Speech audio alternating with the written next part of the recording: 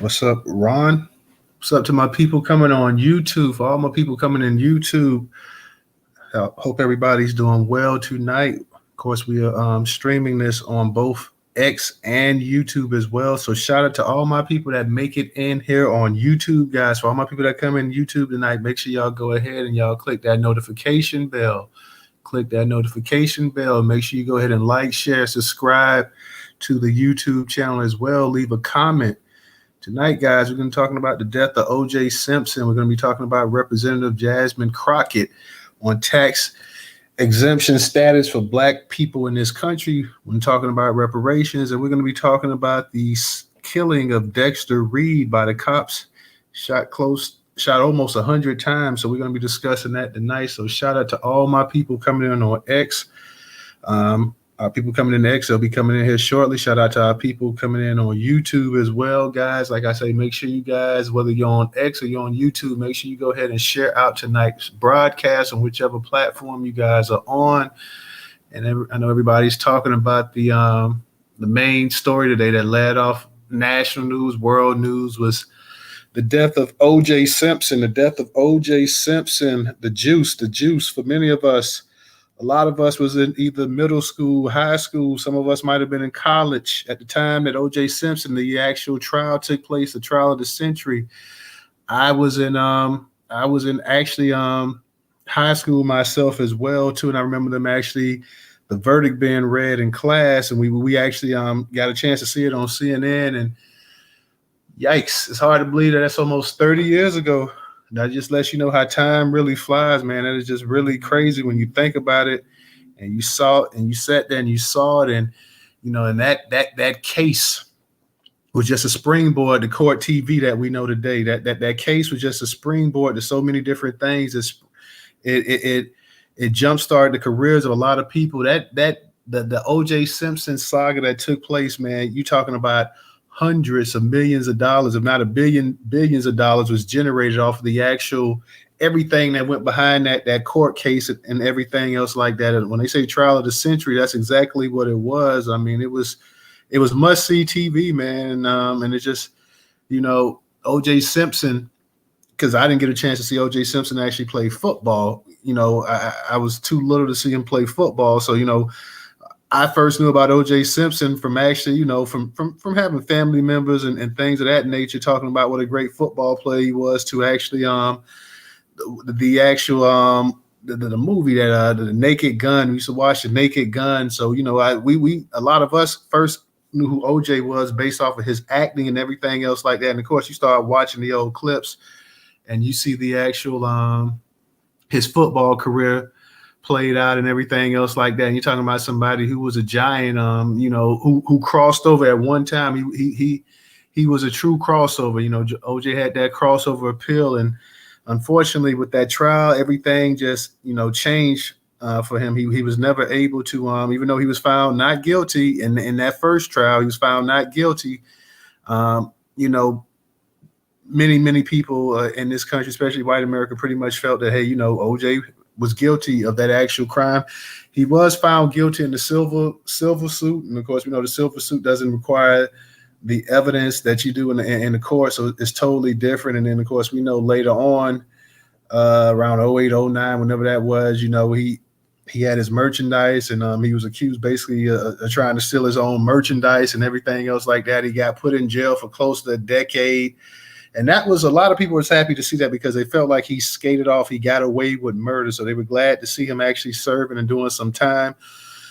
So it's just, you're talking about somebody who went from being an All-American in college to being an All-Pro and one of the greatest running backs of all time, one of the greatest players of all time. Now, you'll never hardly see his name on those lists anymore because of everything that went on afterwards. So, his actual playing career has been downgraded because of the actual legal problems that he would later get in life. But you can't take away from the man's greatness. No matter how people may feel about him, you can't take away everything that he accomplished. Heisman Trophy, a national championship in college, first player in NFL history to run for over 2,000 yards in a 14-game season at that. Before they went to 16 games.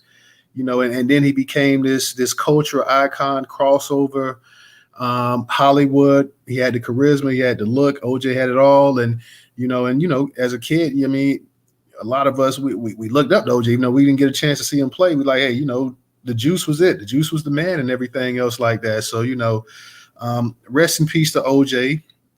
My heart goes out to his family as well too. I'm definitely my thoughts and condolences go out to his family as well too. Just it's just one of those things, man. For the last 30 years, like I said, that stigma's been on him, and that never left. So, but OJ tried his best to keep up a good face. He was still, he still loved the camera, and he still was in front of the camera and everything else as well too, man. So I definitely had to mix up in this, and we've been getting a bunch of different posts because I put rest in peace, and a bunch of people saying rest in hell, rest in piss, rest in this, rest in that, may he burn in hell, yada yada yada yada. So a bunch of trolls and stuff been on here. A lot of people upset, a lot of people happy too that he's gone, and I tell people all the time, like, let's not act like death is not going to affect you one day too.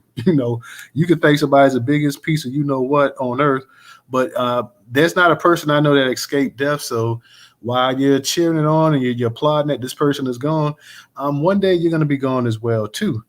I see we got my man Professor up here. Shout out to Original Richard, Buckshot Ray. I see you, that Negro. What's going on, fellas? Tonight, like I said, we're talking about we're going to discuss O.J. Simpson, and people feel free. We got the situation with Jasmine Crockett, of course, the representative out of Texas, and then we got the situation with the brother Dexter Reed. That was the cops lit this brother up, shot him damn near 100 times, and unmarked and plain clothes police officers. So we're gonna have us a nice slate tonight. We're gonna discuss it. We're gonna talk about it. But I had to I'd be remiss not to the biggest topic, the biggest story of the day, the passing of O.J. Simpson, one of the greatest players of all time, a culture icon at one time, and of course part of the trial of the century, the most famous trial probably in American history. So I just definitely had to go ahead and touch up on that. Professor, how you doing tonight? What's up with you now? Yeah, I'm doing good, Newstoter. How you doing tonight, man? Chilling. I'm just going to say something briefly about OJ, and I don't want to touch up on the other topic because all of the topics tonight are good, man. I'm talking about these great topics tonight. So I think everybody should be very pleased with what we're seeing in here tonight because it's a lot of hot topics up here tonight that we can discuss. But the OJ topic is going to probably be the one that everybody's going to want, everybody's going to want to discuss. And like you, Newstoter, I think my freshman year of college, when this whole thing went down with the whole OJ saga. Man, I tell you, just from the whole storyline to the court case, it was like you was looking at a movie. Every day when you turn on the TV, there it was. It was like a movie series that they were playing out on TV in a courtroom, okay? And all these characters in there became stars. The judge, what was his name? Judge Ito. Yeah, Judge Ito, and then you got Chris Darden, Marsha Clark. All these folks became stars, movie stars, TV stars.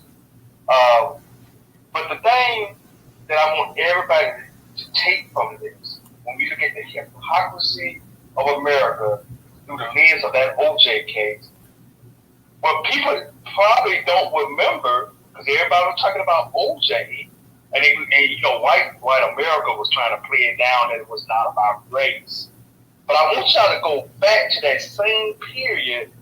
Robert Blake, a famous white actor, was also charged in the same county for killing his wife, a white woman. And did they really pay attention to that case? Nah. You didn't really hear much about that one. But the focus was on OJ, a black superstar football player who was married to no-name white woman. Because let's keep it real, she was no name. She was not a celebrity. But Robert Blake, who was also an actor, killed his wife. So I wanted to bring that up because I want everybody to think about the hypocrisy that went into all of this when it came to OJ, how people focused on OJ. And they tried to say race was not a factor in how they felt about OJ. But yes, that's a lie. White America despised this man based on the fact of his skin tone. But they have always believed that a black man should not have been with a white woman, should not be with white women. Okay? And this was the feeling with OJ. Because you can see the comments back then that she should have never been with his gorilla ass. You would see comments like that, excuse my French, but that was some of the stuff that you saw out here. So I want everybody to just think about that. And you was talking about land right there because I knew you could get to these other topics. But yeah, OJ's going to be the one that everybody's going to talk about tonight. Well, like you say, Professor, I tried to load it up with topics, everything, the Jasmine Crockett, and that's up in the actual Jumbotron. I tweeted that out yesterday, and that got almost like 40,000 views on Twitter. So the Jasmine Crockett and the taxes thing, and Dexter Reed, the situation with this brother being hit as many times as he was hit, I had to talk about that tonight. I actually had another space planned, but I had to go ahead and put this stuff in. But I'm going to say this about the OJ thing as well too. Let's not forget the OJ trial. And I know, Professor, said you was a freshman in college. I may have been when it very first cracked. I may have been a freshman in high school. I think I might have been a freshman in high school when that came out. I believe either high school or middle school. But I want to say, but here's the thing about the O.J. Simpson case that was so powerful. For the first time, we started hearing about DNA. None of us knew what the hell DNA was. This is the first time that in a major case we started hearing about DNA. Also, the first time we ever heard about the phrase that would become a phrase that would be etched in American history from then on out. And I forgot the guy from CNN that came out with it. But the phrase, the race card. That was the first time that you had heard that phrase, the race card. And it was pointed towards Johnny Cochran for his mastery of how he defended O.J. Simpson. But for the first time, you started hearing this phrase, and it's still played to this day, the race card. So that case, like I say, in terms of bringing in on court television, in terms of all of these different entities just popped up because of this. Everybody got a damn book deal. Everybody got promotions. Everybody became Kato Kalin, the damn house guest, became a star. Like everybody benefited, everybody profited off of the O.J. Simpson case 100-fold. And like I said, it became such a part. Some of the things that was associated with that case, like I said, the race card, DNA, court television, everything else like that. You can't really quantify exactly how much of an impact it had on American culture, not only American culture, world culture, the entire world. Okay, we said that's the most famous case in this country, but people all over the world sat by and actually, was waiting for that verdict to read. And the thing also that was so crazy about that case as well too was the fact that when they actually showed the actual reactions around the country, when you saw black people react, when you saw white people react, you saw America, as they say, was a totally divided country. People always say, well, people talk, well, Obama divided America, or this person divided America. No, America was always divided. Long before we even heard of who the hell Barack Obama was, it was already divided. The O.J. Simpson case just highlighted it.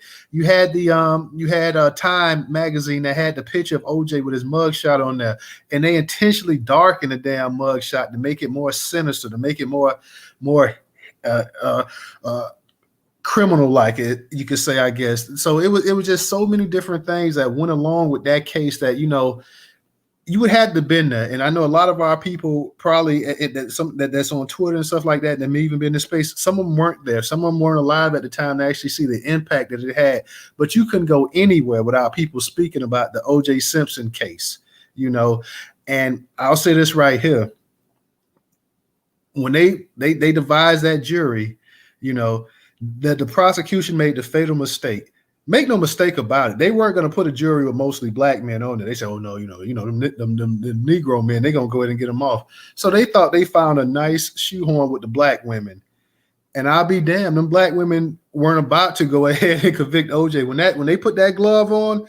That sealed the deal right there. And Johnny, I mean, and that's what I'm saying. Like this thing, like the phrases and everything that was said in there was just, it was just. I mean, Johnny Cochran he was already legendary. But this cemented his career right here. This absolutely cemented his career. But I will say this right here: when he got off, you felt that backlash all across America as well, too. They're like, okay, well, this nigga done got off right here. And you see the way they cheered and they celebrate and they happy about it. Well, we're going to give y'all something to cheer and celebrate about. Things in terms of the actual criminal justice system kind of tighten up even more so. People's like, okay, well, we got to make an example out of this right here. You just scored a major, major victory for the entire world to see. We just got played. We had an open and shut case. We had the DNA. We had this. We had that. But we couldn't get the conviction. So it really set a precedence in America. It really did. Let me go ahead and kick it to Original. I see Ray, you up here as well, too. Original, what's going on with you tonight? Hey, peace, Black Power, and Indian space reparation. It's interesting that you mentioned the DNA. See, the white. Let me just say this: white people thought with the DNA that they had a sure conviction. But what's not always said is that that the LAPD was planting evidence. You had one of those detectives. He was walking around. They drew blood from OJ, and there's a procedure that when you take blood from someone, that you have to, store it it has to be stored at a certain temperature, this, that, or whatever. This guy, he walked around with the blood in his pocket. And so when they were saying that there was blood evidence leaking, a trail of blood, that's how Mr. Cochran was able to get that blood. Because I forget how long he had that blood in his pocket. He claimed that he didn't do anything wrong. Look, one thing the black folks know, we know white folks. And they was evil when we were told who they were, and they never changed. And and so that's why a lot of the white folks, they could not believe that because they were so and just like that Mark Furman, when he said he had never used the N-word, and then when Mr. Cochran got those tapes, and he just showed it, Mr. Cochran just blew that whole courtroom, but he was on it. And so and that's why they hated Johnny Cochran. And that's why a lot of us believe that he was somehow killed, that it's like all of a sudden he very helped. I know, and I understand these can happen, but all of a sudden he developed an aneurysm or something like that, and he passed. But that whole trial, though, if you watch that trial, if you was off and watched that trial, and if you watched the news that night, it was like it was two different universes that you was watching. The media was trying to prep it up to say that he was guilty, and like we said, they thought by putting all those black women on the jury that they would be upset that he's married or dating this white girl and da-da-da-da-da. That didn't work out for him. That didn't work out well for him either. But it was just interesting. That was an interesting time, and just us start hearing the evidence come out. And let's not forget, Robert Shapiro, he was the initial attorney. He was trying to get OJ to plead guilty and do some prison time. And then they brought in Johnny Cochran. Mr. Cochran said, "Oh, we can beat this." See, I don't know if you knew, but Mr. Cochran, he used to work for he worked in the DA's office in LA, so he knew all their routine. And not only that, he was a brilliant attorney as well. And so he was able to run circles around them. Because, I mean, they was talking about it. Even with Mr. Cochran, they brought out his first wife trying to, she said all kind of crazy things about Mr. Cochran. And then they were so desperate in trying to get him and trying to turn up against Mr. Cochran. Then they brought out that he had a son by this white woman. We're like, okay, no problem. Keep going, Johnny. Keep going, Johnny. White folks were pissed because every time they turned and thought they had something that could turn up against Johnny or OJ, it failed. It failed every time. So that was an interesting and see. And that old DA, I'm gonna tell you what I did to that DA. So the DA came on Stevie Wonder station. They had this talk show called Front Page. I don't know if it's still up and running or not, the talk show, but anyway. So he came on. This was after the OJ, and he was going into Mr. Cochran working on getting Geronimo Pratt from he was a former Black Panther, get him out of jail.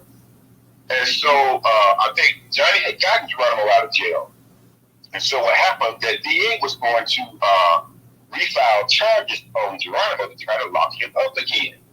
So he came on this talk show this morning. It was a very popular show in there, but people listened to it all over the country on the internet. And so what happened is I called in and I asked the DA to explain to me how, when you arrest someone, walk me through the procedure of how you go from arrest to charging, and then you go to litigation and trial. And so he gave me everything.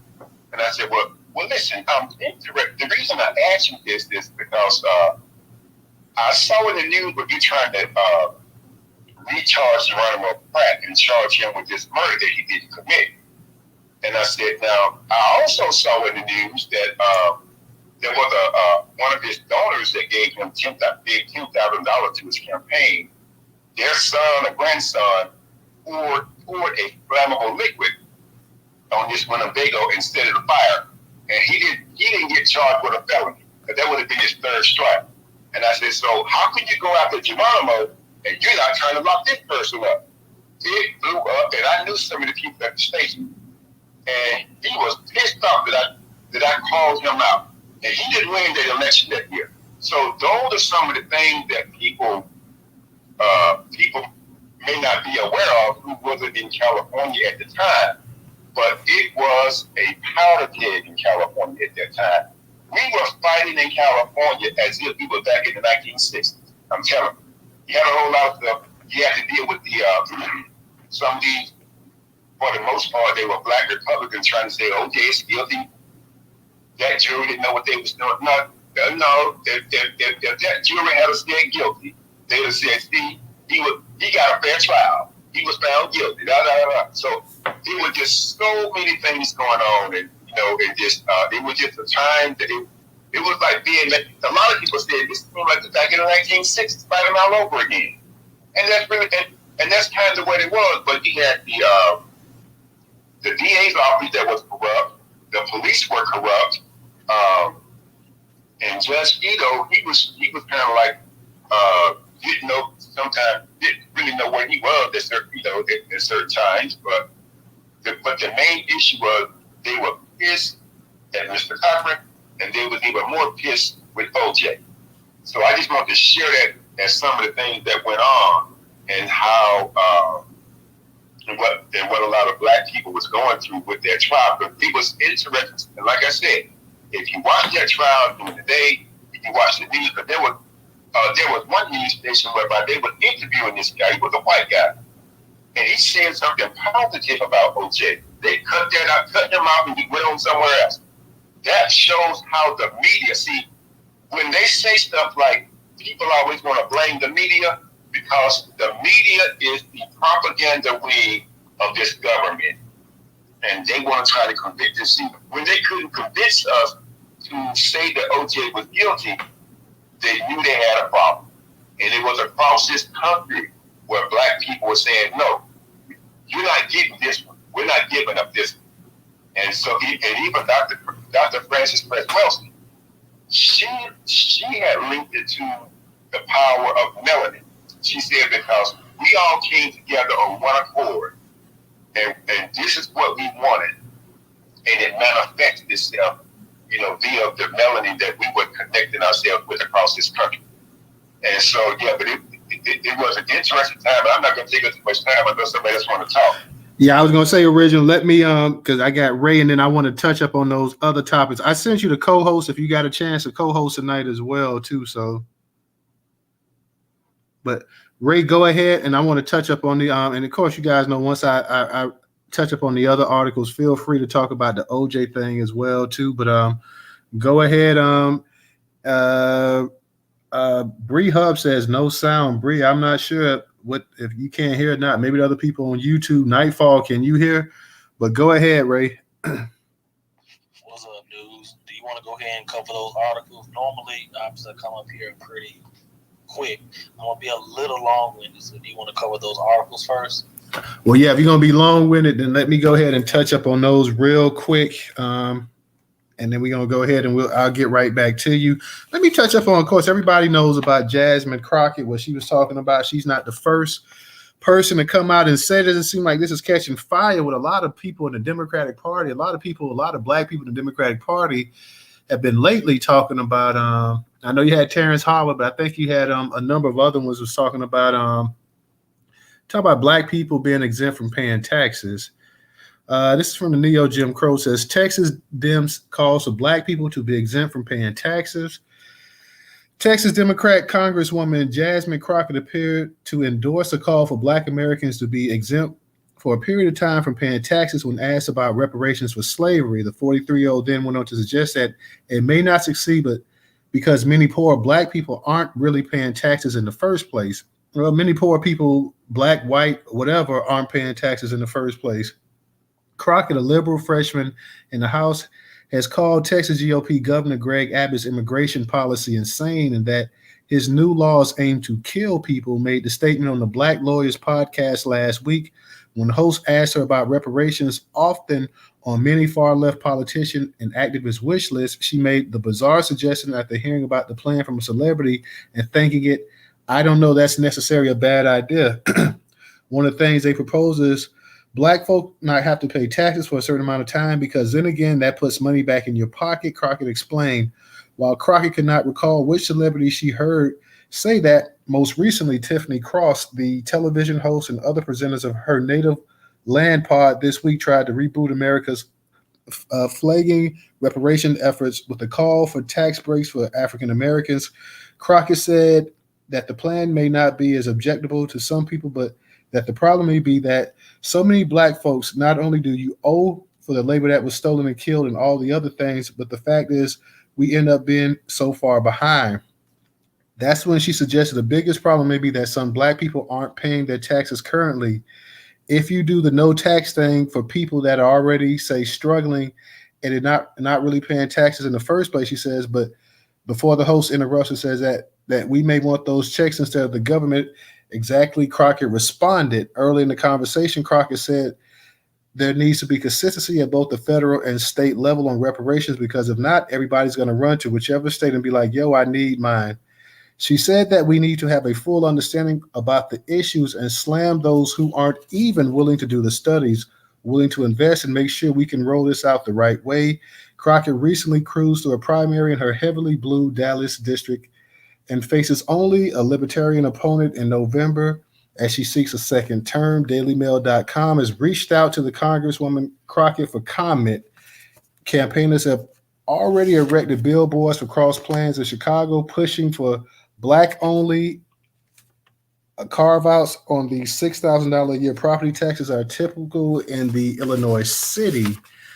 They also spotlight Empire star Terrence Howard, who was recently outed for refusing to pay years worth of income dues as he felt it was immoral to tax descendants of slaves. Cross, a former MSNBC host, praised Howard in her podcast, which looks at the ancestral struggles of African Americans. This brother was making a legitimate point, Cross said. I don't know how we would make this happen, but I would be completely down for some sort of policy that says, yes, you are exempt from paying taxes. According to Cross, black labor on Southern plantation made America the superpower it is today, but the descendants of those slaves have never been repaid. We built this joint for free. The focus on tax breaks for blacks comes after momentum behind the reparation movement has started to flag. And that's what this article says, at least. After the police killing of George Floyd in May 2020 and Black Lives Matter protests, cities and states across the country launched a task force to tackle modern day inequality rooted in the slavery era. Reparation campaigners say it's time for America to repay its black residents for the injustices of the historic transatlantic slave trade, Jim Crow segregation, and inequalities that persist to this day. The sums are eye-watering. Black lawmakers in Washington seek at least $14 trillion for a federal scheme to eliminate the racial wealth gap between black and white Americans. Critics say payouts to selected black people would inevitably stoke divisions between winners and losers and raise questions about why American Indians and others don't get their own handout. So I don't know, reparations is not a handout, so we need to stop that. But places like Boston, Massachusetts, St. Paul, Minnesota, St. Louis, Missouri, as well as California City, San Francisco, and Los Angeles all set up task force and panels to hash their own reparation plans. But early calls for multi-million-dollar payouts to descendants of slaves have fizzled out as politicians realized they were unpopular among whites, Asians, and others who would foot the bill.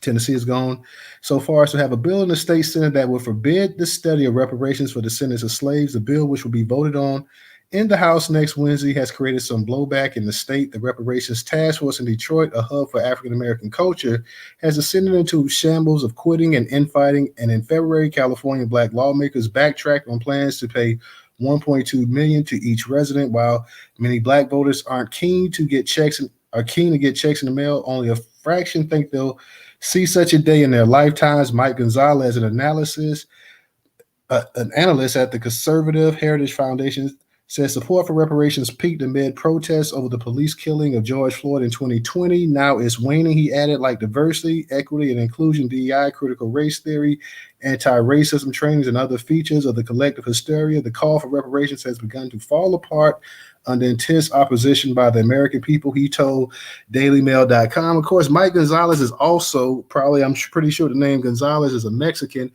As more of you read more and more of this article, you can see that the actual authors of this actual article are dead set against reparations themselves. So that's one of the main objectives they have right there. They want to go ahead and talk about how whites and other groups and everything else. And I love the way that we always have to add Native Americans into something. Now, not one time have black people been added to anything that Native Americans have ever gotten in this country. Not one casino that the Native Americans own are black people joint partners in. But every time something comes up that a black person's got to get it, this is how these groups feel. And everybody feels that, hey, you know what? Because they feel that the two groups that have suffered the most in this country are blacks and Native Americans. Now, they don't have a problem. Even white folks don't have a problem to a certain degree throwing Native Americans a few crumbs here and there, giving them something solely for them. But when it comes to doing that for black people, then that's when all hell breaks loose. It's like, well, you know, we can't do this for you guys and not do that for them. You know, they went through, you know, some people tell you that Native Americans went through the worst things in this country as well, too. And they were trying to downplay exactly what black Americans went through. So it never fails. Whenever you talk about doing something for black Americans, you have to add every single solitary group into it. Real quick, I want to touch up on this other article from the Sacramento Observer. This is about the young man, Derek Reed, that was fatally shot. Over close to 100 shots hit him in something like 41 seconds at a traffic stop. So I want to touch up on that. And then after that, Ray, I will get to you and anybody else that wants to speak. Feel free, guys. For those coming on YouTube, definitely go ahead and click the notification. Share out the tonight's program as well, too. Leave a comment, like it, subscribe for those that have not. Video shows Chicago police fired nearly 100 shots over 41 seconds during a fatal traffic stop. It's from our curation partner, Sacramento Observer, out there in Sacramento, California. Same with Jim Crow. They was also one of our curation partners. Plainclothes Chicago police officers fired nearly 100 gunshots over 41 seconds during a traffic stop that left one man dead and one officer injured, according to the graphic video footage of a police oversight agency released Tuesday. 5 officers from a tactical unit who were in an unmarked police vehicle surrounded an SUV last month, driven by Dexter Reed, allegedly for failing to wear a seatbelt. Video shows a 26-year-old black man briefly lowering a window, then raising it and refusing to exit the vehicle as more officers arrived, yelled commands, and drew weapons. The Civilian Office of Police Accountability preliminary evidence showed Reed fire first, injuring an officer on the west side. Then 4 officers returned fire, shooting 96 rounds. The gunshots continued even after Reed exited his vehicle and fell to the ground, COPA said in releasing the body-worn camera footage, 911 calls, and police reports. The videos released offer a fuller perspective than what police initially offered last month. Police Superintendent Larry Snelling previously said the shooting on March 21st began with a traffic stop and described it as an exchange of gunfire. Family members have questioned authorities' account of the shooting, looking for answers about why Reed was pulled over. Andrew Stroth, an attorney for the family, said Reed's mother, sister, uncle, and father saw the video Tuesday and were emotionally distraught. He said they remember the young man as a talented high school basketball player with ambitions of being a sports broadcaster. I really can't explain the pain that me and my family is going through, but I just hope there are people out there who understand he was a son, he was a brother, he was an uncle, he had loved ones. Reed's sister, Portia Banks, told reporters he was somebody very important. Stroth called it an unconstitutional police stop with plainclothes officers who did not announce they were police. He said the family wants to see a swift investigation and for the department to better comply with a court-supervised reform plan. Nothing is going to bring Dexter back, but certainly efforts should be taken to make sure this doesn't happen to another family, he said. On Tuesday, police spokesman Thomas Ahern said the department was cooperating with the investigation. We cannot make a determination on the shooting until all facts are known, and this investigation has concluded, he said. The video showed multiple perspectives, including from the officer who was shot, but there isn't clear footage of Reed shooting. A gun was later recovered from the vehicle. So I thought they said he actually shot the person. He did this, he injured him, but then they say they can't, it's not clear, whatever. They're saying that there's no clear footage of Reed shooting, which later on they recovered the vehicle. Yeah, the tactical unit drives up to the scene with multiple officers screaming for family-laced commands for Reed to first lower the window and then open the door. Then gunshots erupt. A man calling 911 to report the shooting described it shooting as like they were having a Vietnam War. Reed exits the vehicle and slumps to the ground, ending up face down with his head near the rear passenger wheel and wearing only one shoe. Blood trails into a nearby gutter. Footage of the car shows dozens of bullet holes. The other shoe sits just outside the driver's door. Don't move, the officers scream at Reed, lifting up bloody, slumping hands in search of a gun, but not finding one. They handcuffed him as he remains face down and unmoving. I don't know where the gun is, an officer says. They later use a flashlight to look in the vehicle and locate the weapon on the passenger's seat. I think he would have saw that from the get-go. He started shooting at us, another officer says. Afterward, more officers and ambulance arrived on the scene. All of us were shooting. One officer says repeatedly. Mayor Brandon Johnson vowed a full investigation, saying Tuesday's release was part of an effort to be more transparent. Attempts to withhold or delay information on mistakes of the past, he said at the news conference with COPA and the Cook County State's Attorney Office. As mayor and as a father raising a family, including 2 black boys on the west side of Chicago, I am personally devastated to see yet another black man lose his life during an interaction with police. He said the city doesn't condone shootings against police officers and noted that the officer, who is also black, suffered a wrist injury but could have fared far worse. Had the bullet gone a few inches in another direction, Johnson said, he would be here talking about the death of another black man. The officers were placed on 30 days of administrative leave amid the investigation from COPA and the Cook County State Attorney's Office. State Attorney Kim Fox said her office would determine whether the officer's use of force was warranted or necessitated criminal charges. Let me assure you that the pursuit of justice will be relentless, guided by facts grounded in evidence and law, she said. The Cook County Medical Examiner's Office classified Reed's death as homicide and reported that he died of multiple gunshots. COPA was created in 2016 after the city was forced to release dash cam video of then Officer Jason Van Dyke shooting 17-year-old Laquan McDonald, contradicting the officer's account that the teen had lunged at the police with a knife. Its responsibilities include investigations of shootings by police.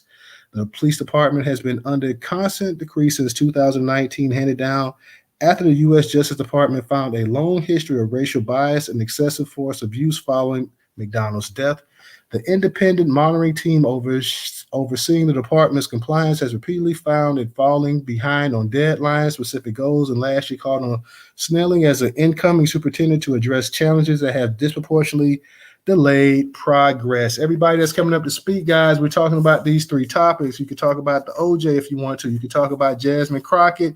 You can talk about the Dexter Reed shooting. Let's go ahead and keep it on those topics, though, as well, guys. Let's not go off. Let's keep it on OJ.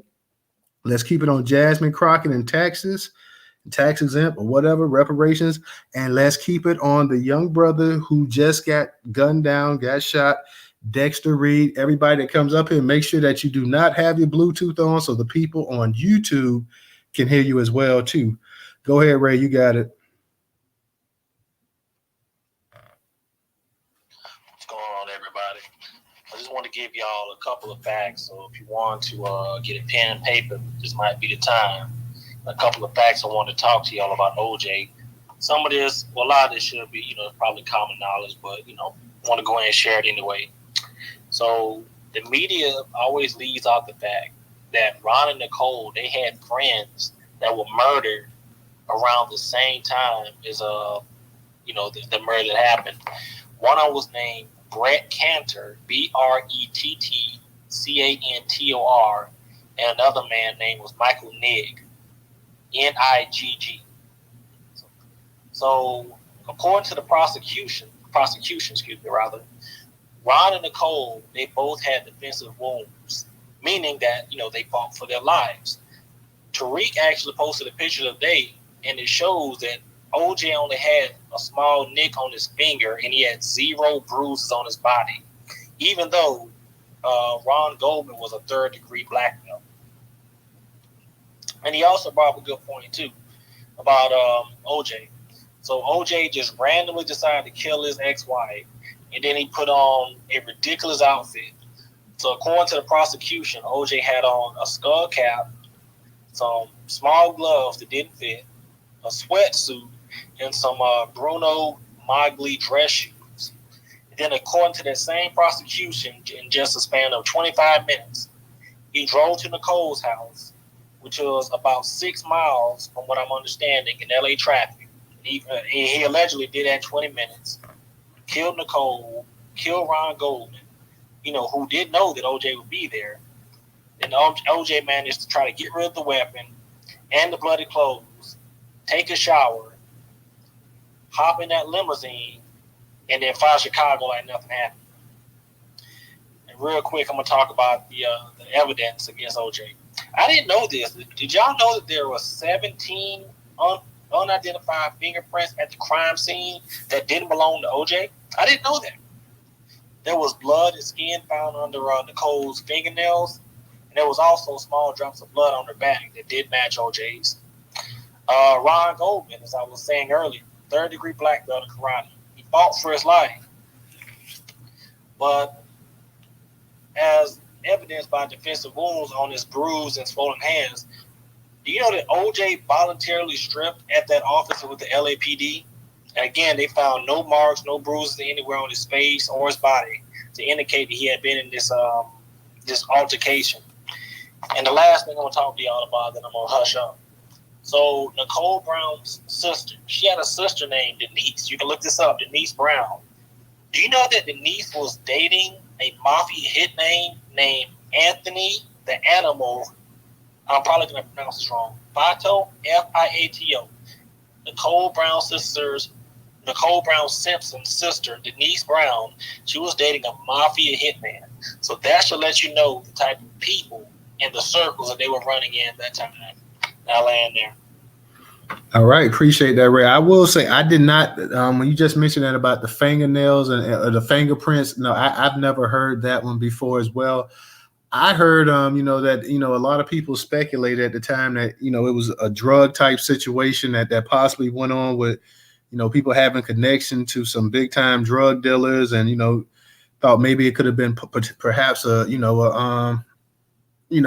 drug deal that went bad, or people owed money or something like that. So no, I didn't know that, Ray, but I appreciate you coming up here and definitely sharing that with the folks. I always thought that too as well, because OJ ended up catching a plane that night. I think he stopped by McDonald's or whatever. I just found that to be totally it just found it to be hard to believe, honestly. And a lot of people always speculated that maybe it was a couple people.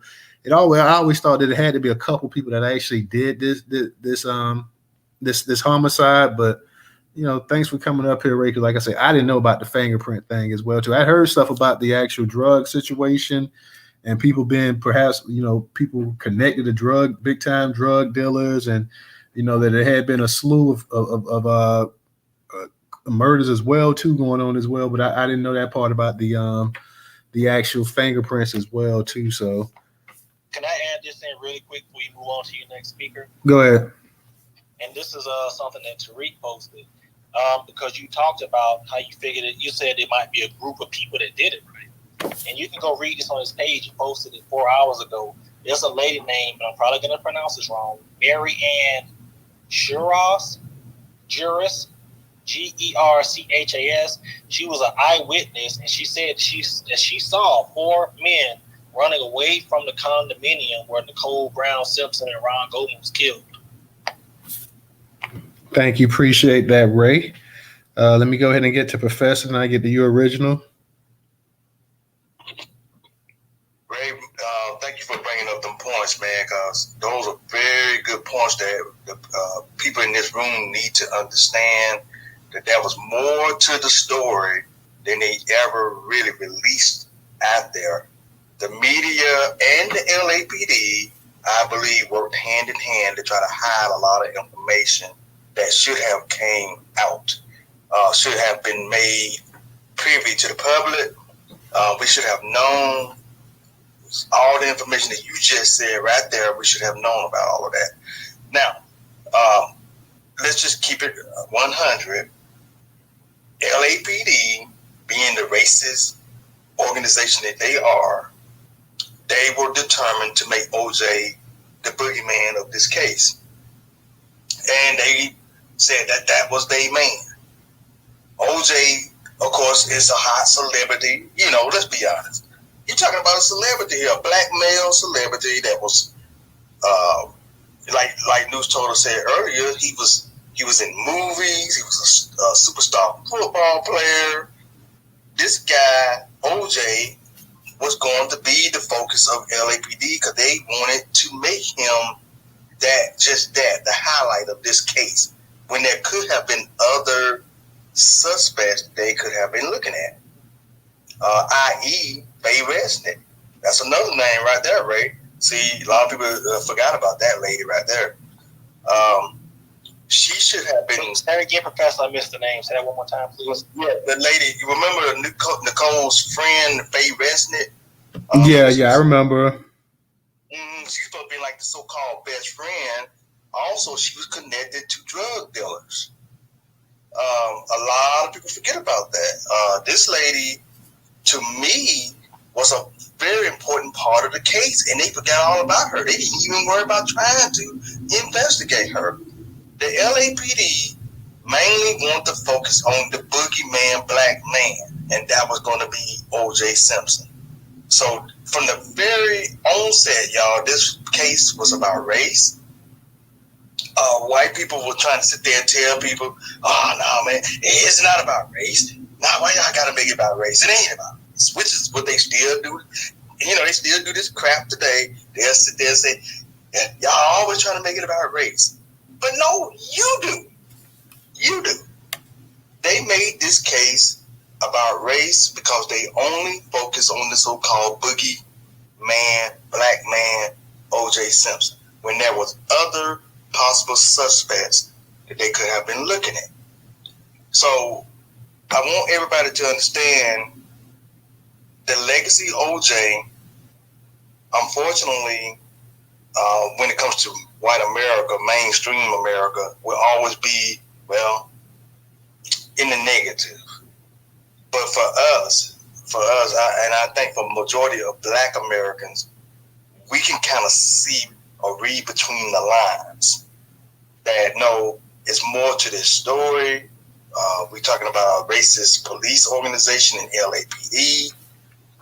We talk about that chain of command, the DNA, how the detective, or I think it was the pathologist, the crime pathologist, was walking around with the DNA, and it's supposed to be, it's supposed to be secured, y'all. When it comes to DNA, it's supposed to be secured.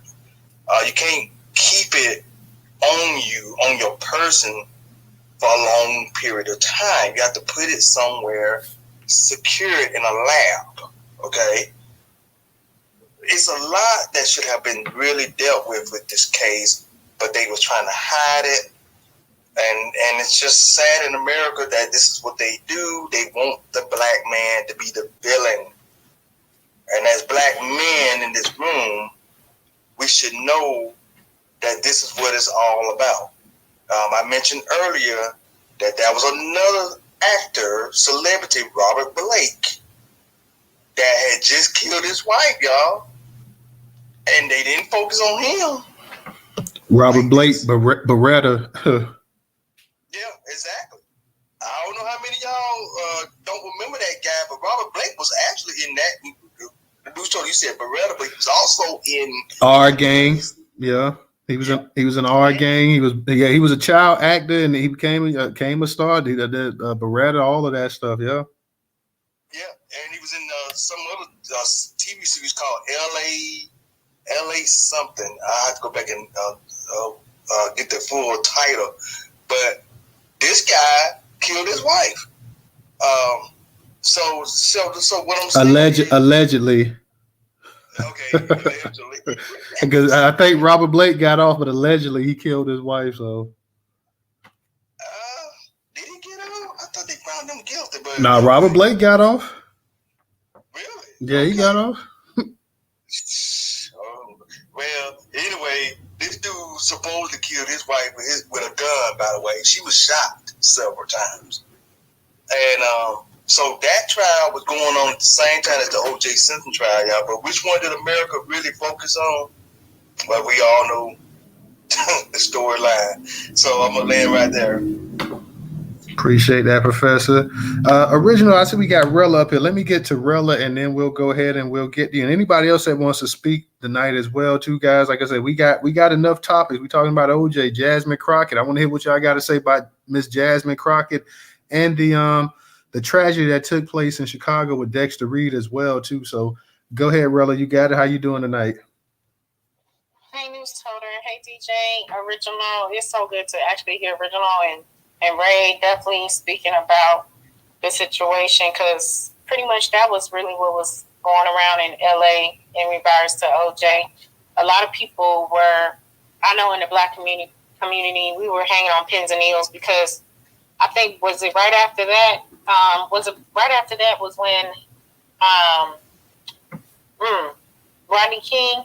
No, Rodney King was before that. Yeah, Rodney King. Before that. Yeah, right. and so we were coming off the heels of so many injustices that had happened, and there were a lot of Black men and women being murdered in the street by police and other groups of people, and I think it was just one of those things where is you kind of hate to talk about it when you see kind of people swirling, especially Black men, and when you see him as such a high-profile player, and you're like, yeah, he got taken because his relationship didn't last, but at the same time, the comments around the town was that Ron Goldman and Nicole Simpson were on drugs, that they were allegedly, or I don't know if that was in any of the documents, but that they were connected with people who they owed money to.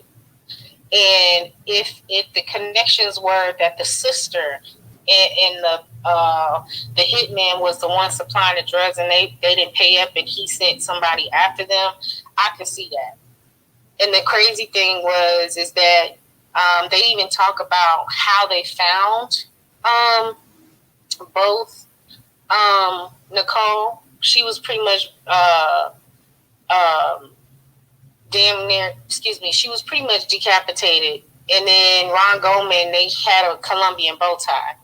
That was the only thing that people ever talked about as far as, OJ you couldn't see him doing that and not be covered in blood and, not have traces on him in any capacity because it was so much blood on the scene. He didn't have none on him, but yet they found droplets of his blood nowhere near where they were killed.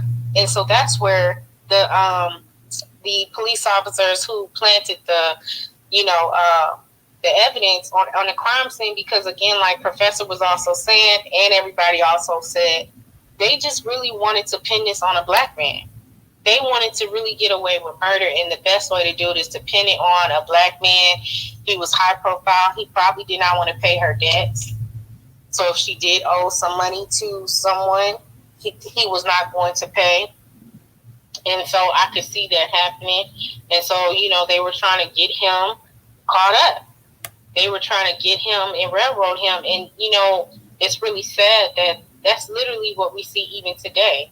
It doesn't matter whether or not what white people feel and how they feel. They're constantly in positions. And we're not just saying regular white people. We're talking about Italians. We're talking about Irish. We're talking about people who are passing as white Anglo-Saxons in America, who are all participating in the drug game. They're participating in, high levels of corruption when it comes to being a part of the, state and local government. There's an underbelly of crime that really unfolded during the O.J. Simpson case. And you really saw Johnny Cochran and his team. And shout out to even the Jenner, the Kardashian, Rob Kardashian, that passed. Robert. Yeah, who was on the team as well. Right, and he was on his legal team as well. So when you think about all the stuff that they actually had to endure, and with the tutelage of how Johnny Cochran just was slaying them left and right, and they hated it. It was so bad that even the judge was, sequestering people. I remember people on pins and needles folks were just getting into fights about it. I even spoke in Cece's room and I talked about how at just a young age and at school, the teachers were watching a verdict, and one of the white teachers, the other, I was like, they got that nigger off. That's literally what she said. I'm in the like third or fourth grade, and I'm remembering all the stuff unfolding, and so it was hard.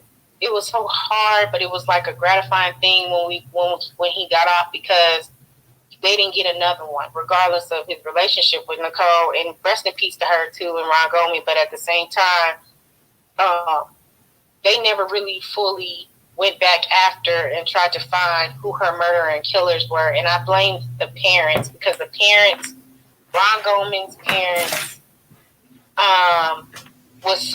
they were so hateful and just wanting to go after O.J. Simpson because they wanted a black man and wanted him under the jail. And then they wanted to see him broke, because I remember that's what the father was saying, that he wanted him to suffer and lose everything. So they were just racist. They were racist and hateful. And then as far as Jasmine Crockett, I have a tendency to sometimes like some of the things that she says, and then I have a tendency to really be really annoyed with her, because for someone in her position, she doesn't use it well, and she doesn't use it to the point where to separate herself from, the mundane Democratic Shield type talking points, when they know that there's no representation when it comes to Black Americans, and yet here she is, and they her and other Black Americans that are in positions in government can't seem to have a conversation about the things that we need.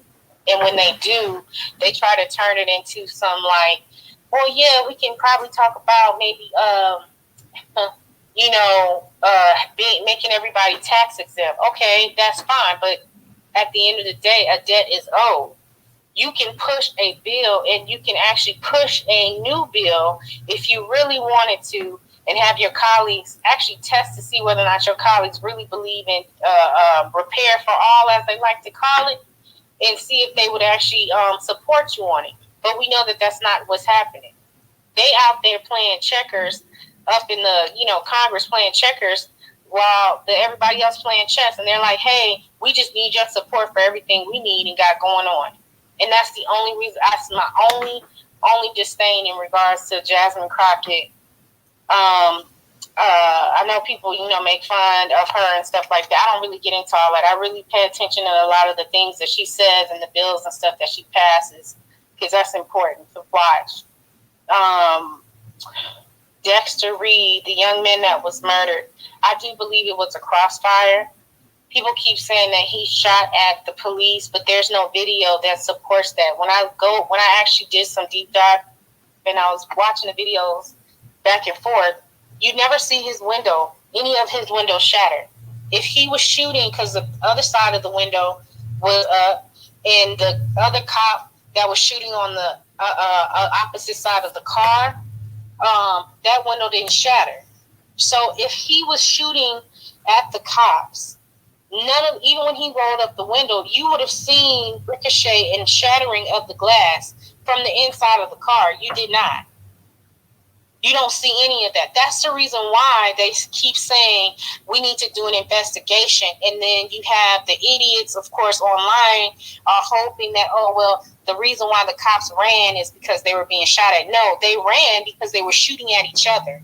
And they were firing so many shots that the only one that had a high-powered rifle was the guy that was on the right side. He looked like something close to an AR-15. It was a high-powered gun that shoots multiple bullets at one time. So a Glock is one bullet, bow, bow, bow, where the cop on the driver's side had a Glock. You see it in his hand.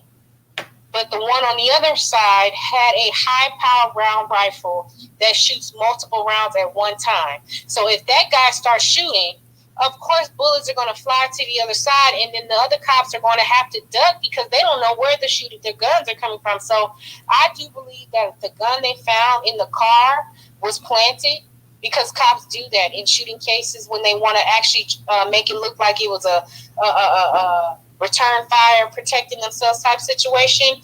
I do believe that the bullets need to be tested to see who actually loaded the bullets in that gun that they left in the car, because they'll never show you and tell you that it was someone else. They can use the person's body prints while they're there planting evidence. I just don't trust it.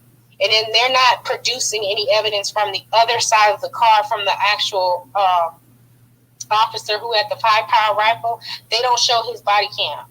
They show the body cam of the officer who was next to him behind the car, because you see the angle of him shooting into the car. So at the end of the day, I don't trust it. They murdered that young man in cold blood. And they're trying to play it off as, he was shooting at them from inside of the car. So that's the reason why they were justified for shooting 100 rounds in the car. No, ma'am. Or no, sir.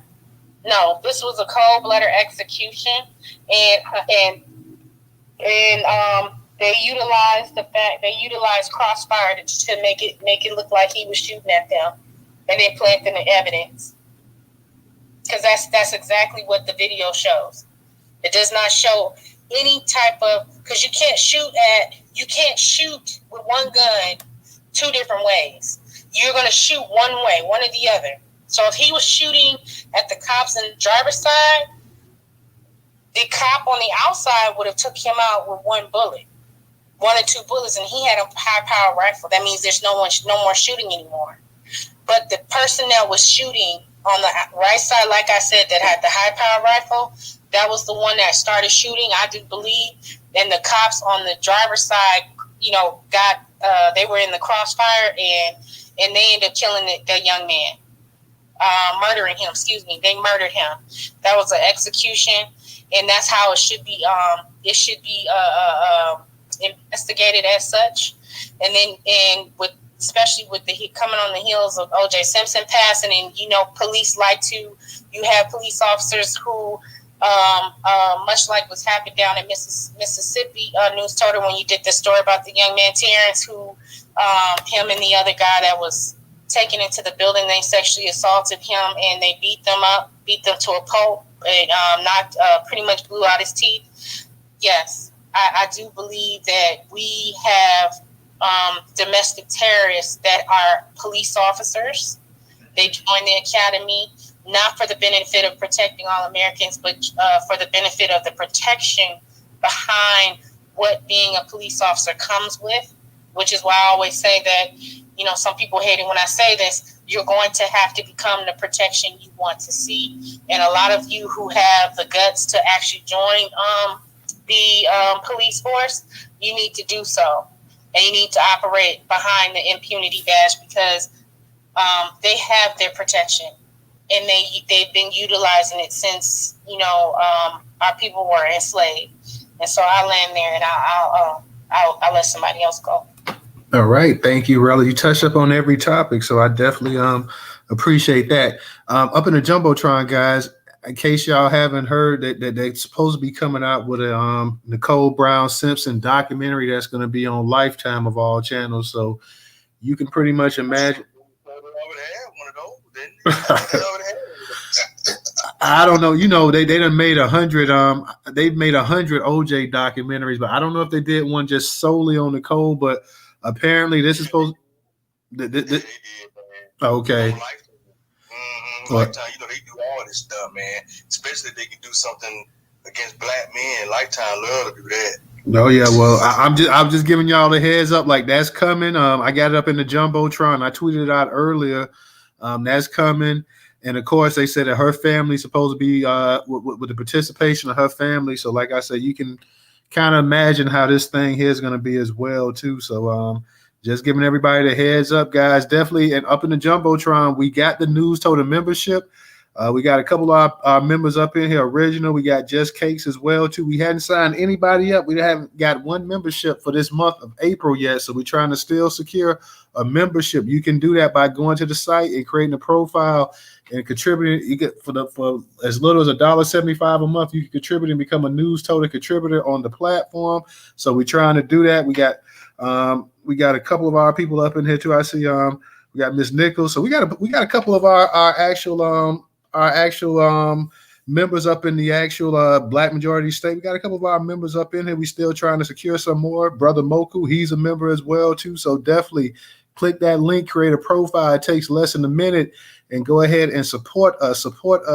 So we don't have to worry about reaching thresholds and all that other stuff and actually send money for a month or two. You can be a contributor. It'll come out monthly. It could be for as little as $1.75. For those that can't, we do have the Cash App, $Newstoter, $Newstoter. Newstoter is still the largest black-owned, Black American news media curation platform in America. $Newstoter, $Newstoter. If you don't have that, we have the PayPal and Venmo up in the jumbotron for my people over there on YouTube. Let's see if we get a couple members over there on YouTube to join. The link is right on the actual screen where you see newstoter.com/customer. Click that. Create a quick profile, guys. Click that. Create a quick profile. Become an actual member. If you don't, we still got the Cash App. Professor, sound like you might be on mute, like somebody's phone or something. So I don't know if Oh, no, I'm sorry, man. I was just gonna tell you, I went out there to try to see if I could do that subscribe on the monthly thing.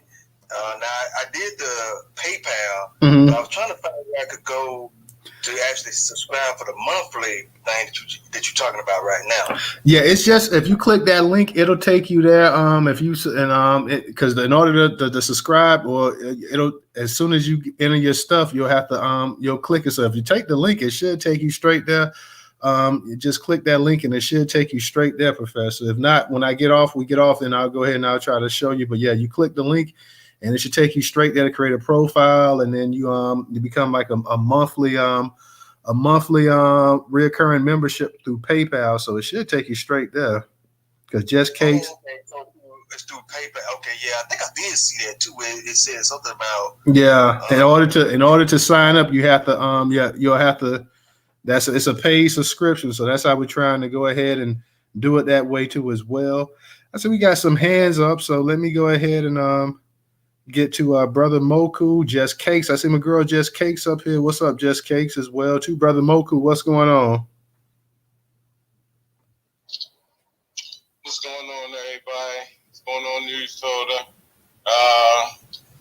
DJ, Professor, all the ladies, brother. I want to say OJ, we can't forget about Dirty Mark Furman.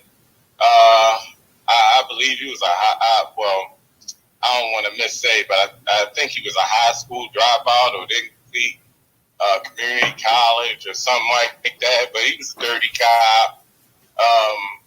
And can't forget that all these cops used to hang out at OJ's house.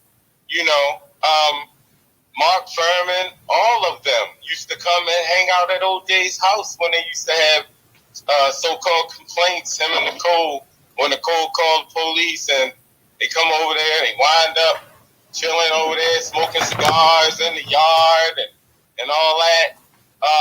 So we can't forget all of the misbehavior of quote unquote, and I got my air quotation fingers up, law enforcement. It was a lot of boundaries that were crossed that shouldn't have been crossed because a lot of this evidence that was planted, as well as the DNA that wasn't held in a refrigerator. Anybody knows that stuff's supposed to be refrigerated as well. I mean, shucks, they had a whole. That's why up here in Baltimore they couldn't solve crimes and stuff because refrigerators were broken in the lab and certain evidence just wasn't available. So a lot of that happened in the OJ case. Now, as far as the tax exempt for reparations, look, that ain't got nothing to do with the repair that the victims of racism, white supremacy are demanding. And see, our demand has everything to do with racism being practiced on us by way of race classification. You know what I'm saying? Period. In all areas of people activity. So we have to be real clear on that, especially with our reparations demand. This is the last act of the racist, white supremacist government that we are now in, and that is to cut the check. The next step after that is to issue warrants and subpoenas for crimes like this against, our brother Mr. Reed. You know what I'm saying? I mean, with these police shootings against all of our Sensei Reed that got shot by the white supremacists, all of these crimes that have been committed against the victims of racism by way of race classification through the area of law enforcement. You know what I'm saying? That all of this is connected together, just like the white supremacist system is connected together to harm us in every area of people activity.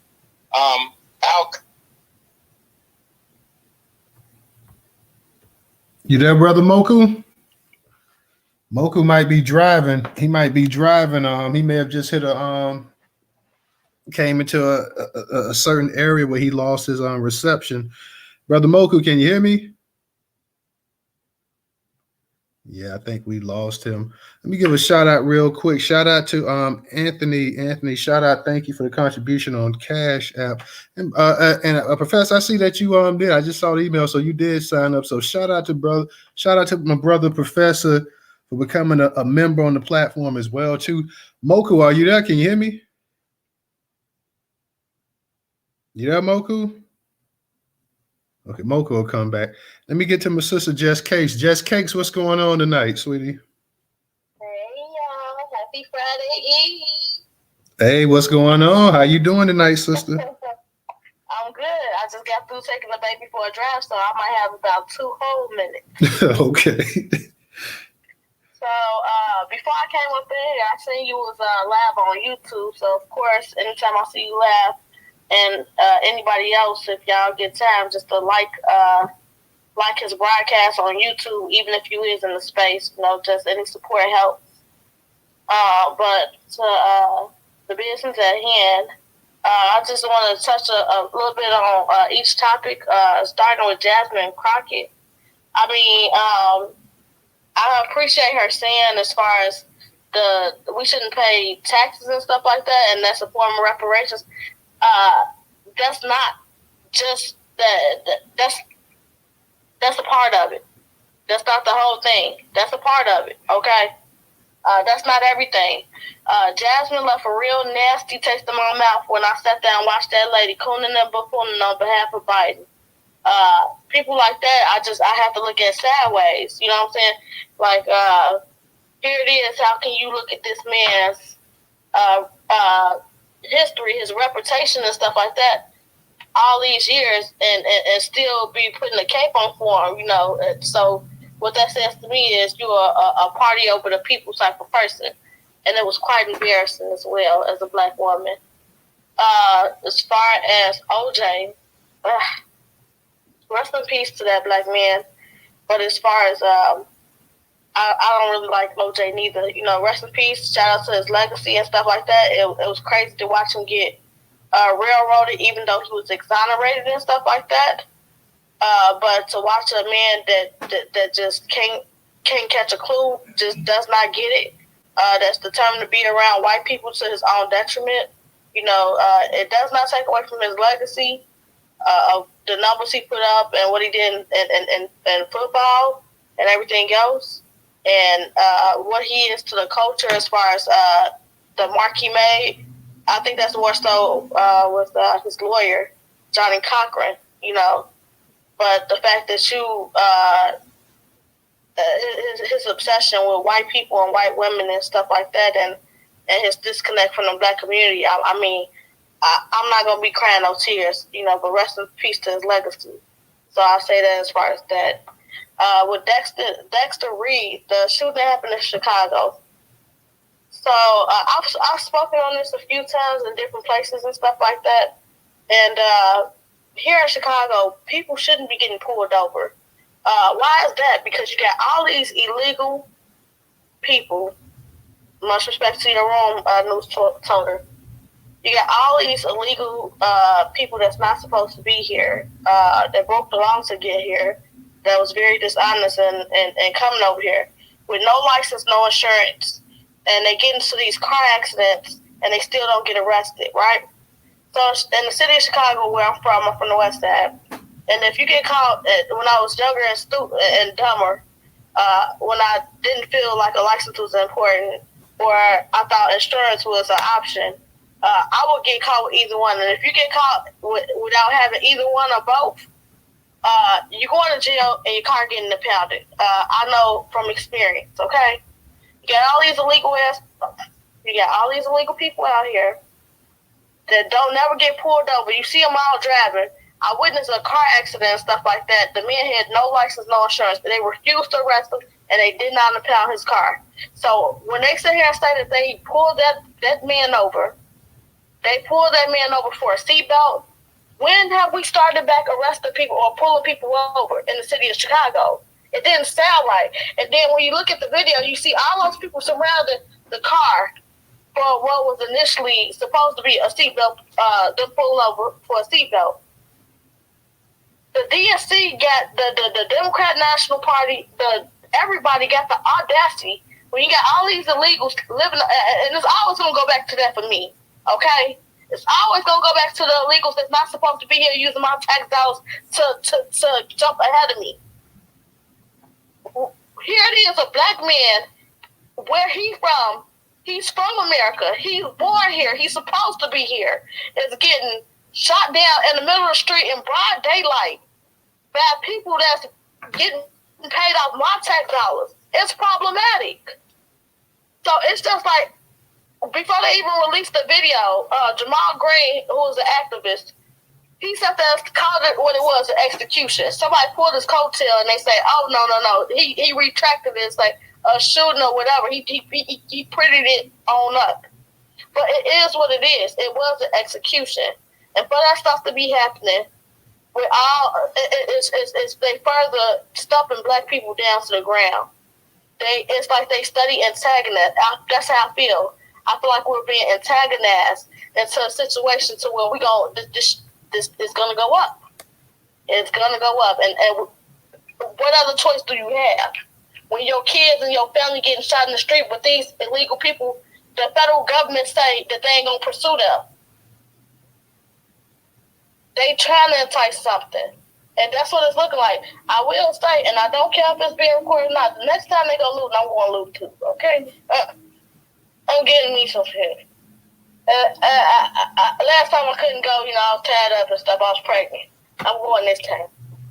But, yeah, I don't know what we're going to do, black people. We got to figure this out because we can't live like this. We're on the brink of extinction. No matter how slow it is, we can't sustain ourselves like this. We are at a critical point, and we need to figure this out. And I'll end it there. Thank you.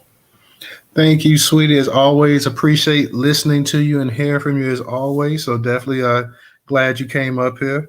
Let me go ahead and get to that Negro. Originally, I said you back up here, so we got you as well too.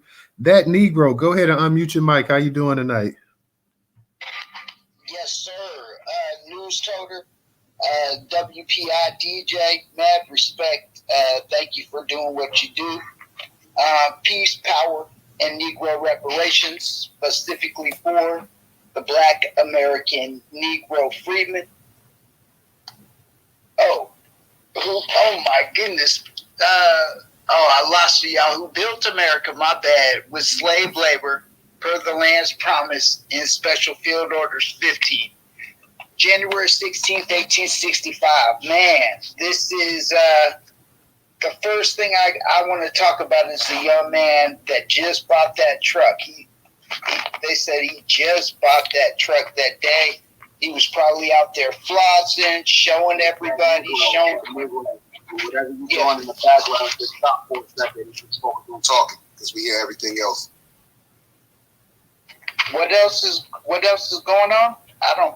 I said just stop whatever you're doing, fiddling with in the background. Just speak in the phone because we hear everything else you're doing in the background too.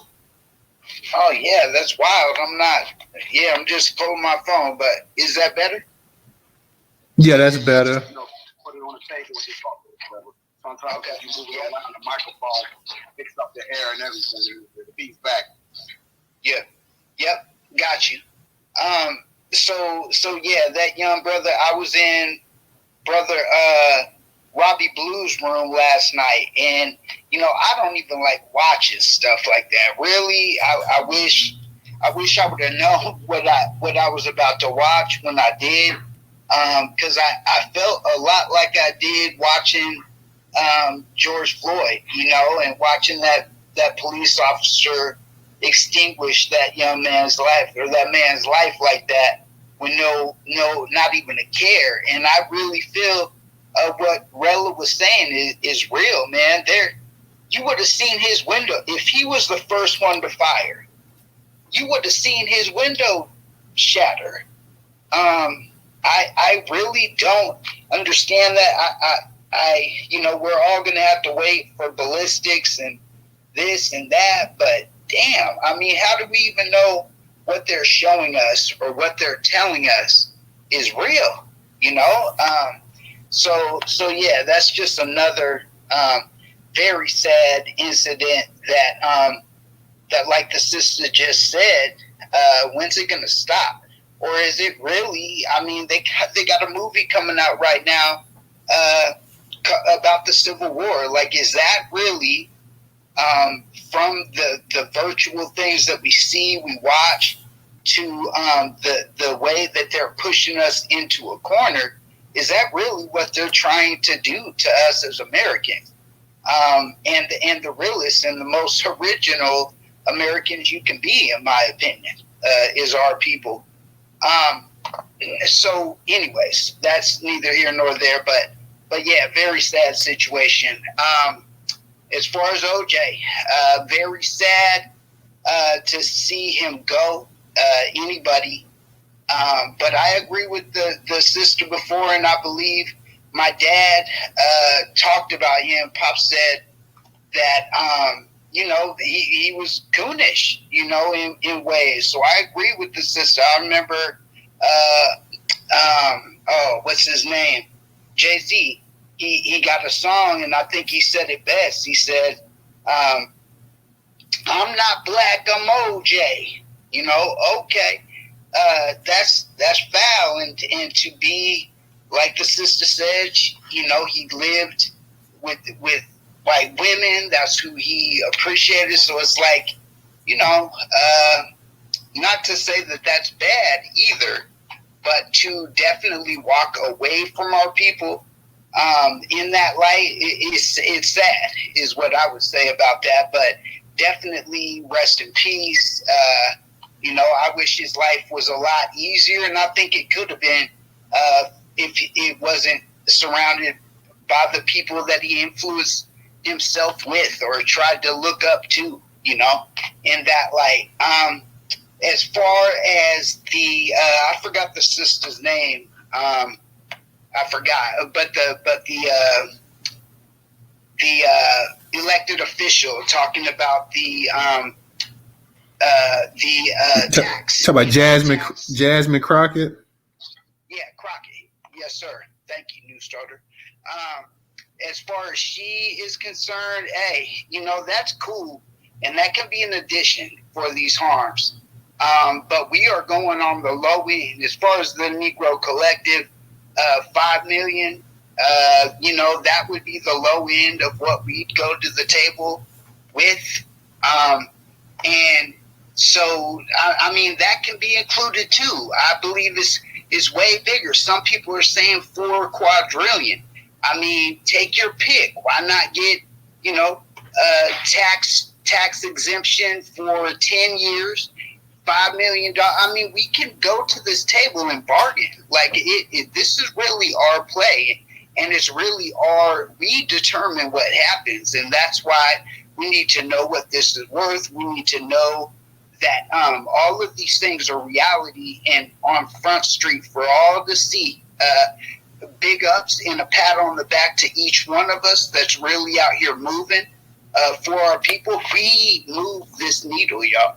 We did, collectively. We have done this, and I appreciate even being here, and I appreciate the work all of us have put in. So keep it pushing. Like I said, April 15th, just got done writing my speech for the Abraham Lincoln Memorial. We'll be out there in D.C. Come through, please, and listen to all of the information. I'm going to Empress's Civil War tour. I'm going to see her, and I'm going to Lee's Barbershop right there to get a straight razor shave and a dope beard. So I might look a little rough doing the tour the day before, but I'm coming to do that. I'm coming to do the speech looking clean as a whistle, y'all. So sharp as a thumbtack, as my dad used to say. But anyways, I appreciate the space, brother, and great topics tonight. I'll deal with that. Thank you. That Negro, I wanted to ask you one thing, because I heard you say something about 5 million to the table. Were you talking about 5 million per person or something? Or I'm not exactly sure I understood what you were. I heard you say 5 million. Were you talking about 5 million per person for reparations? Exactly. Yes, sir.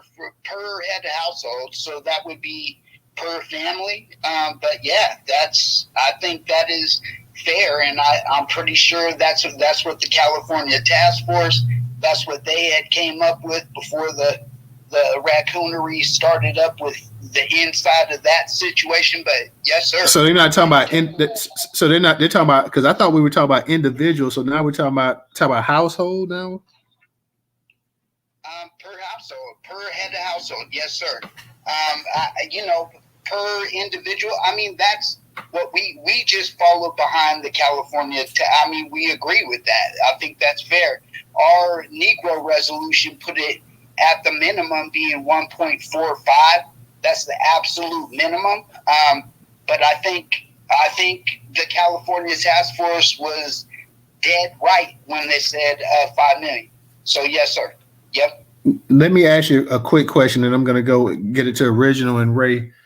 Let's say that tomorrow that we get the federal government to say, you know what, we'll go ahead, we'll do reparations, and we'll give not household, but we'll give each black person, regardless of age in this country, $250,000. Would you be willing to accept that?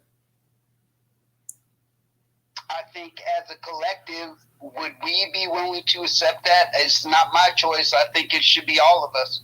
And I think we should come to that decision. But no, I think we should get what our ancestors did selflessly for our people. That's just me. But I think as a collective, we should speak together. Okay, because I saw a couple of thumbs down. I see Rella coming up here. Like I guess when I said the however amount I said, the 250,000, 200,000, whatever. I guess I saw DJ with his thumb down. And I saw Rella with her thumb down. So I guess they disagreed with that amount. But okay. I mean, if somebody said $250,000, do I think we deserve more? Yeah. But I mean, if somebody said $250,000, the way that we can flip things as a people, I think we would have to go ahead and seriously look into that. But let me go ahead. I'm gonna get to Original, and then we'll get to the hands up as well too. But thank you, that Negro. I appreciate you. Go ahead, Original. You got it. Say this one last thing about the O.J. Simpson. During that trial, there was this NBC, this Channel 4 in Los Angeles, NBC. There was this reporter there named Tracy Savage. And all of a sudden, she was getting all this information about what was going on. And you know how they always say their sources say, I'm buying that. But see, what happened was she was coming out with all this information. And then it turned out that she was screwing this, he was a police captain or something. His last name, I can't think of his first name, but his last name was Gaston. And so she was sleeping with him. And so he was feeding her all the information, and she was going, and she would come on Channel 4 as if she was doing this great investigative work, but she did it on her back. So I needed to throw that in there so people can understand exactly what was going on during that time period and how the police and the media, they was working together to get a conviction, and they was throwing everything into. They just didn't throw the kitchen sink. They threw the whole house trying to get a conviction, and they failed. See, all we have to do is just stay on point, and these people will fail every time, and that's why they're ticked off. Now, as far as this Jasmine Crockett, it was something that she said about black people. I can't think what it was, about something about us not understanding or comprehending, something about, it was about maybe voting or something like that. So she's not, and for her to say, for her to throw out there that we just need to get the tax exempt, do not trust her. She's an agent for the Democrats, because and the one thing that she said, when she said that poor black people don't pay taxes, I'm like, wait a minute. These Democrats, they scream to the top of their lungs, saying that the illegal aliens, that they pay taxes when they go out and they do their shopping and this, that, and whatever. They say, oh no, you're paying taxes too. But all of a sudden, she comes out and say, see, she came at us as if she was trying to assist us, but yet she attacked us at the same time. Because when she said that poor black people don't pay taxes, so in other words, so when poor black people go and buy their groceries and whatever else they need, they're not paying taxes. But the illegal aliens, they're paying taxes, and they go buy stuff like that. This is insane. And see, this is why we have to, and also the guy that wrote the article saying that reparation is dwindling. No, that's the media and these other folks working together, trying to sabotage what we are doing.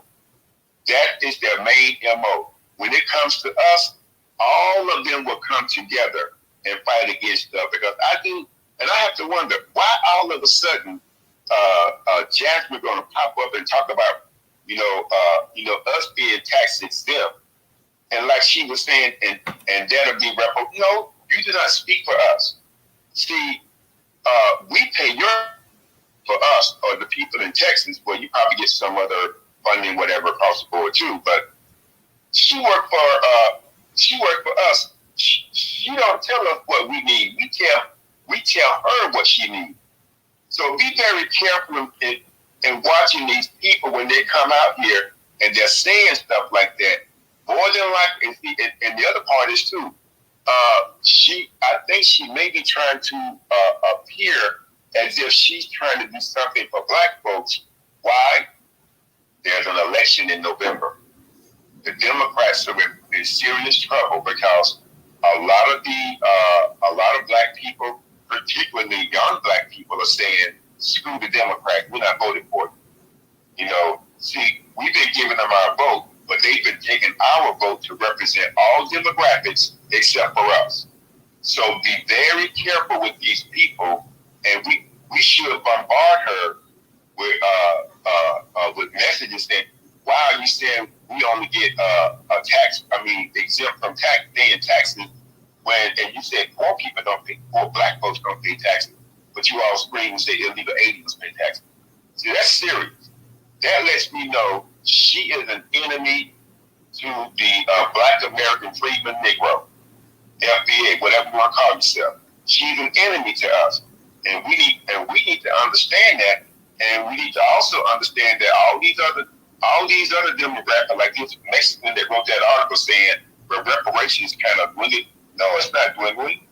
See, they only say that about us because they understand that there is no national person that will speak for us. But see, when I look at what we do with reparations, it was the black grassroots, the Black American grassroots that made reparations hot. So they're trying to figure out how they can squash this and silence us. Do not fall for the banana in the tailpipe, people. And Jasmine, we need to revoke her black card. Because she is an agent provocateur. I would tell her that to her face if I saw her. And as far as, and this is sad, the thing with our brother Dexter Reed.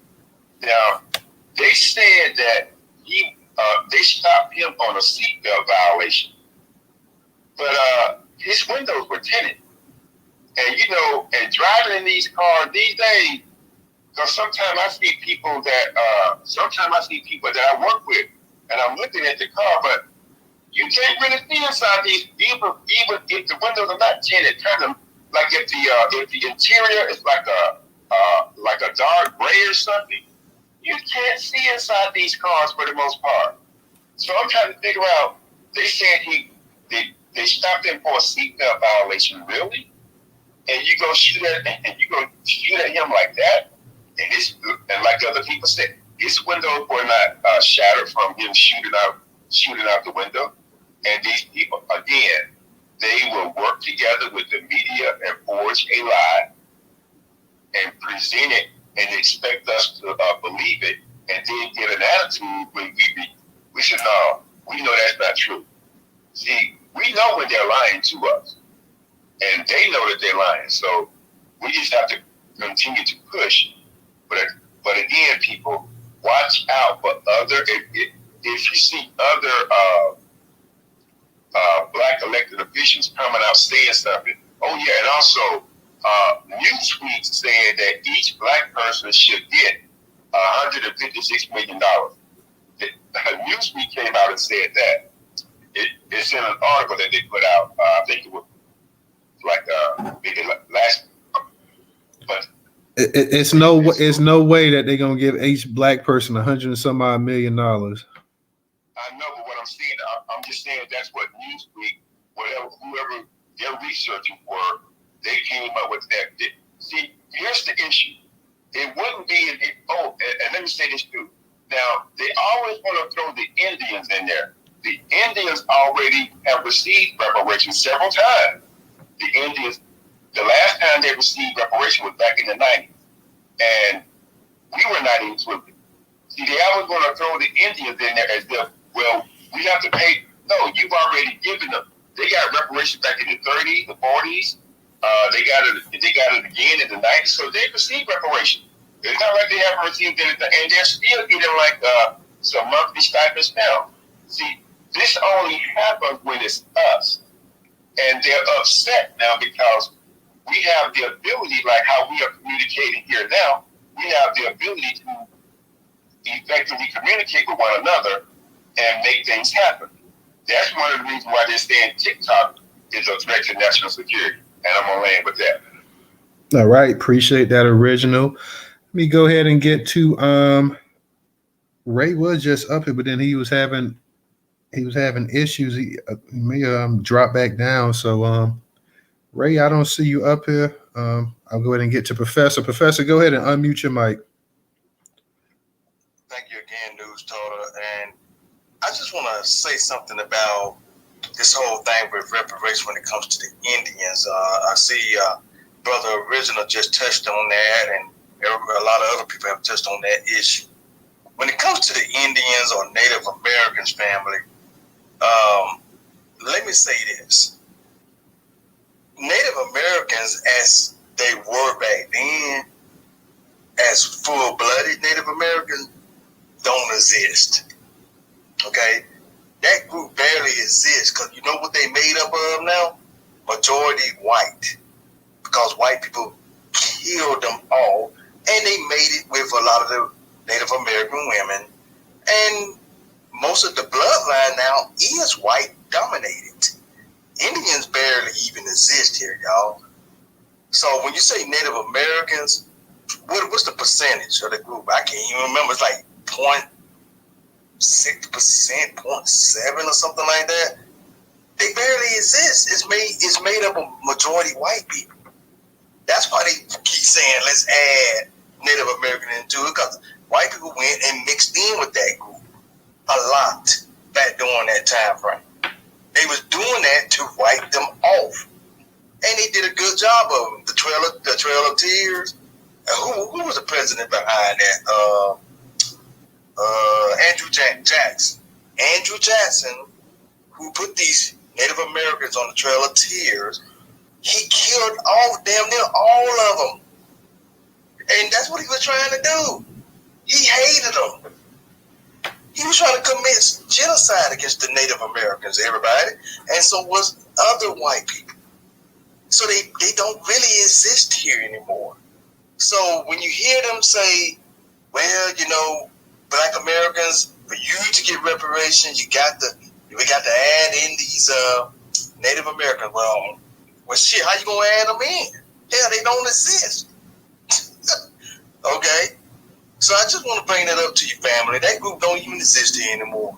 For real. You got a few full-blooded Native Americans, but the group barely is even in existence anymore. White people wipe the fuck out of them. Excuse my French. I'm sorry. Yeah, try not to curse, Professor, but go ahead. I know. I just had to put a little dramatism into it, okay? To let you know that they really don't exist here anymore. So I'm going to land right there. All right.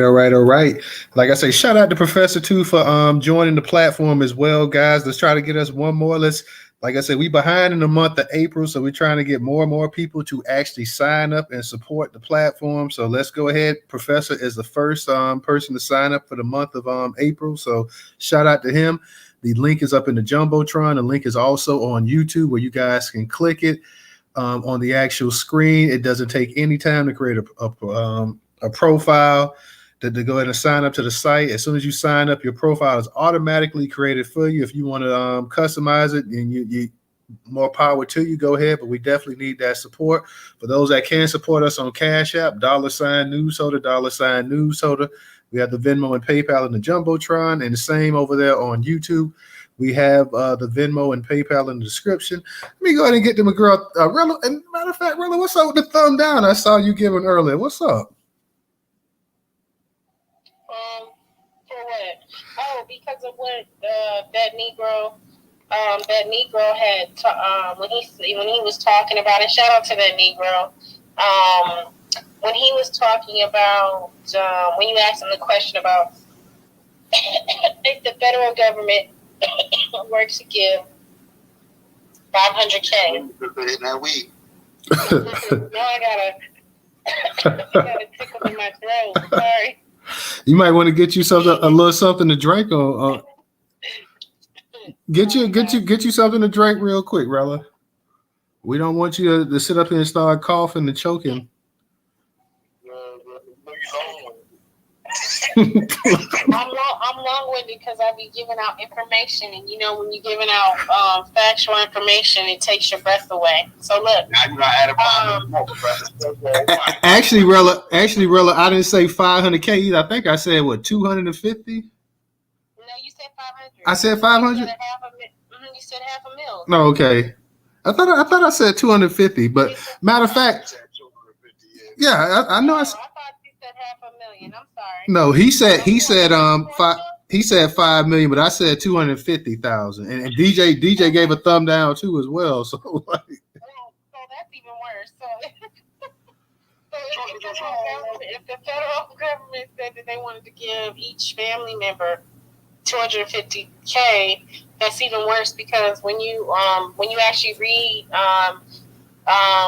Chemerinsky's framework as well as Darity's and Kramer's framework, their framework is actually sitting at about 1.5. I think that Negro did mention when Lloyd, myself, Alexis, and we went over the framework Marcel had put out, Lloyd had created, and ours was sitting at $2 million per person, not per family. And so when you're looking at all the numbers in regards to pillars of harm, and what California has come up with, the 1,200-page report, and when they talk about the 5 pillars of harm, that's where they can quantify a $5 million payout per person, not per family. And so again, when you are sitting around having these conversations, it's important to know that language matters because you want to make sure you're giving people the correct information so they can have something to chew on. And then you have a full dialogue about, well, what does that look like? How does that, how would that, be represented on a local and state level, coming down from the federal government or separate? Federal government pays out, the state and local government are still on the hook for participating in harms, and then I can see the state and local government giving us $500K again per person because of their participation in implementing slavery and participations of harm. Remember, we had the Great Depression, Jim Crow, and all those factors are also equally important on how we were harmed. The other thing was real quick before you go any further, because I want to ask you this. So you saying and if tomorrow the federal government came out and said, you know what, black people, y'all right, we do owe you. We're going to go ahead. Every black person that's a descendant of chattel slavery in this country, we're going to cut you a check for $250,000. Do you think the vast majority of black people in this country are going to say, no, wait, they owe us 1.4 million? Or do you think they're going to jump on that and say, okay, yeah, let me get my check right now? No, they're not going to say that. But at the same time, I think it is our duty as descendants to know what the calculations are and what it is that we're supposed to be looking for. If you're going to give me $250K and you're saying, hey, this is a start to get starting and paying your debt, like the collectors do when they collect on a debt, and you want to put down $250K as the first start of a transaction, fine. But if you're telling me in that, making sure that in the comments with what Jasmine was talking about, no taxes, and she said no taxes for a period of time. If that period of time is 200 to 400 years, then fine. But if you're telling me you don't want us to pay taxes for a year, no. And I think this is where we have to get to a point where we are setting the stipulations of requirement. If you're telling me I'm owed $5 million per year, or 5 million broke down per person, right? And I have 5 children. And you're saying to me that each of my children plus myself, and then my descendants who are also old, then my family gonna be set for life. And you're saying that you want to just give me $200K? Oh no, that's a down payment. That's not even hitting the needle. So I'm going to say no. I'm sorry. You're going to have to go back to the drawing board and figure out how you're going to pay me this money every year. And on top of that, she said no taxes for a year. No taxes for, not a year. No taxes to be paid. It should be no taxes for up to 400 years. Let that sit and let them marinate. That's not our business. It's not in our interest to help them figure out how they want to do it. It just needs to be done, and we need to stick to our guns as a collective and know what the rules of engagement are, and understanding what it is that you are demanding and you are owed. You want to take $250K? What are the stipulations? What is that going to look like? And is that just a piece of what you owe me? Because if you can pay me $250K and you giving Ukraine, how much did they give them people? $4 billion? Let's keep it all the way in 100. You understand what I'm saying? You still there, Rella? Hey, Rella, can you hear me? Countries. Okay, we lost you for a second, Rella, but go ahead and say, because we had lost you. I'm sorry. Am I here? Yeah, I'm saying just like they do other countries, and they are able to fund other countries and wars and things like that, and they come up with these billions of dollars. You can afford to pay each and every one of Black American descendants probably 20 times over our reparations per person, not per family. The second thing is, I wouldn't just sit and take $250K, knowing you owe me $5 million. So if I have to be I'm the loan shark, and you took something from my family, you didn't return it, I'm here to collect. Okay? And you have to be on that type of time. The other thing is, what was I going to? Oh, I posted original Jasmine Crockett's video in the Jumbotron, and when she was talking about how Black Americans vote based on how we feel. And she said something that was very ignorant. And she was talking about how, people are trying to go vote for Trump based on how they feel, because she said, the Biden administration is looking at, utilizing, or maybe not the Biden, the Trump administration is utilizing like celebrities to help people get out and vote and stuff. All I can think about is, they keep using this celebrity type wand, thinking that that's going to be enough. And the Democrats do it also too. They had the no bucking, no vote, and then they had the vote or die with Puffy, and then they had the women sliding up and down poles, butt naked, talking about the men who go to strip clubs. Like, this is the mentality that they're playing on. And so all I'm saying to us is, we have to be in control on what we want in the majority. The middle. I don't care about the Democrat. I don't care about the Republican. I care about who are we in the majority what are we going to do?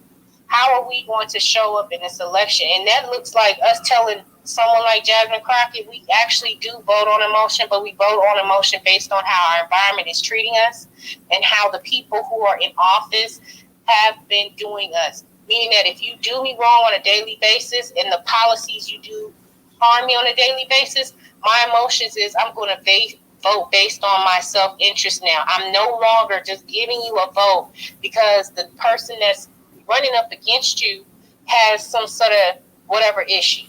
We can deal with all that later. If his agenda is set and he has my best interest in his agenda, that's who I'm voting for. And if they want to use all these terms and try to make us feel or shame us into wanting something different, they should have did better. And that's the same thing with the Republican Party. I'm not with the standing up taking pictures with people. You can take pictures with people all day long. That's not going to change my condition. It's not. Policy over party. And that's how it has to be. They owe us a debt. It needs to be paid. And she also said that we don't know civics. true, a lot of people have to get back to civics. Fine, that's not hard to do. The problem I have with her is, again, it goes back to, she said, people don't realize when Trump was in office, it was because Congress. Well, Congress is made up of Democrats and Republicans, some independents, people who come from all of the states across the country, and senators across the country, across the country. So again, that means both parties are responsible. And if you're telling me I got to be a wizard on civics in order for you to do right for me as a citizen, you need to be voted out of office, because that means you're telling me I need to sit and wait for you to speak my language in order for me to understand. No, you don't want to do right, you got to go. Period, point blank. And you don't need to have a full understanding for that. So. All right. Yeah. Thank you, Miss Rella. I appreciate that as always. Let me go ahead and get to DJ. Go ahead, and then we're going to get to that Negro and Straight Chaser. But go ahead. I want to hear what you got to say, too. Yeah, go ahead and let the family talk, man. You know, I'm going to get it in. I'm in the chat. Come in the chat. That's my arguments right there. All right. Let me go ahead. That Negro, since you spoke, let me get the Straight Chasing, and I'll get back to you. Straight. Good evening. Hey, what's going on now? Hey, I'm fine, DJ. Anyway, I just wanted to. How you doing, sir? I'm good. You? Everything's good. Everything's good. Good. Did Aunt Lily? I think I saw her in here earlier, but I don't see her now. Yeah, she was there. She just left. Yeah. But anyway, as far we all know what he was, et cetera, et cetera. But forever for me, it's gonna be a vibe when he held that glove up and they said, if it don't fit, you must quit. That's always gonna be a vibe for me. So, and I don't think he did, to be honest. So, and my next thing, Newstoter, is I've been trying to do the membership thing, and I just tried a minute ago, and it said I had my email in there. They said you were sending a confirmation email, but it's not. It hasn't came. Now that's not. Are you sure? Is that for the actual membership, or is that for the actual pop up for the email that you may have put in there or something? No, it was. I think it was in the Jumbotron, wasn't it, or on your page? Oh. I just went there and tried to do it, and I put my email in there, and they said there will be a confirmation email that That means to check your email. When they say confirmation, that means to check your email. That sounds like the actual pop up for the actual for the actual email box or whatever. That doesn't sound like the actual Did you click the actual link in the actual on the right hand side? If you go up to the Jumbotron and click the link on the right hand side, that's for that link will take you straight to the creator profile for the actual platform. Oh yeah, I didn't create no profile. So see that's what it is, sweetie. Yeah, you gotta. What you did was just for the actual to become a subscriber to the actual email, but that's what I did. yeah. I did that. Okay. Listen, okay, this is DJ. I'm gonna call you later. You can help me. Tom. He got you. I got you. Okay. I'm gonna land there. Okay. Well, thank you. Let me go ahead and get back to that Negro. That Negro, go ahead and unmute your mic. Yes, sir. Yeah, man. I just wanted to.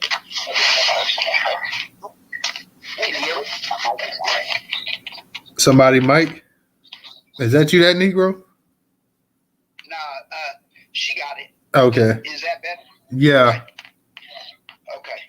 Yeah, I just wanted to come and definitely give Rella her roses again, because well said. I love the way that sister's brain works when she said, oh yeah, for a time limit, 400 plus years, yes sir, we could do that. I agree with it. But as far as the payment, $5 million, we go high, and it's going to be a bidding war. So we go high, and we get, you know what I'm saying, what we settle for. You know what I'm saying? Don't go, know our worth, and don't go any less than minimum, and shoot 4 or 5. That's how I look at it, and it's just like anything else. We're gonna bid with them. We're gonna battle back and forth, but the history shows exactly where we're at, exactly what we went through, and the one good thing they did for us, they kept good records, and to their own demise, and they're seeing that right now. They were proud and boasted on it one day, but today, yeah, it's ringing bells, and it's ringing bells. And when it happens, it's going to set this world free. I really believe that. So people, they can hate on it. I don't care who you are. When we get this, the world is going to get better all the way around. So just know that, once again, the Black American Negro freedman is going to save this country. I believe that with my whole heart and soul. And I'll yield right there. Thank you. All right. Appreciate that as always.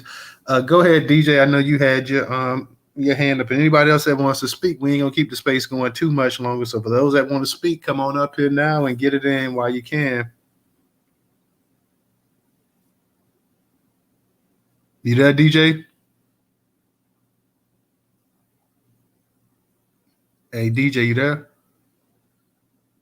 Okay, Rella, you go ahead. I'm not sure what happened with DJ, but I'll talk until he comes back. Hopefully he's okay. Maybe he went to the bathroom. He could be in the Matrix, but go ahead. Oh, there you go. Go ahead, Rella. I just also want to say to Professor, when he was talking about in original, when they were talking about the Indians. So remember, the Negro freedmen, natives, did not get their repair under the treaties, and they are actually in talks with their government in regards to reparations for them. And so when we hear someone like a sleepy Joe Biden talking about well, I don't know why the Black people don't want to hear me out and include the Native Americans. Well, who are you talking about? My question is always, who is he talking about? Because if you're talking about the immigrants who came in after Reconstruction, and they came in under the guise of leaving the war-torn countries and under the guise of settling into like different tribes and lands and stuff, then I think it's always going to be about them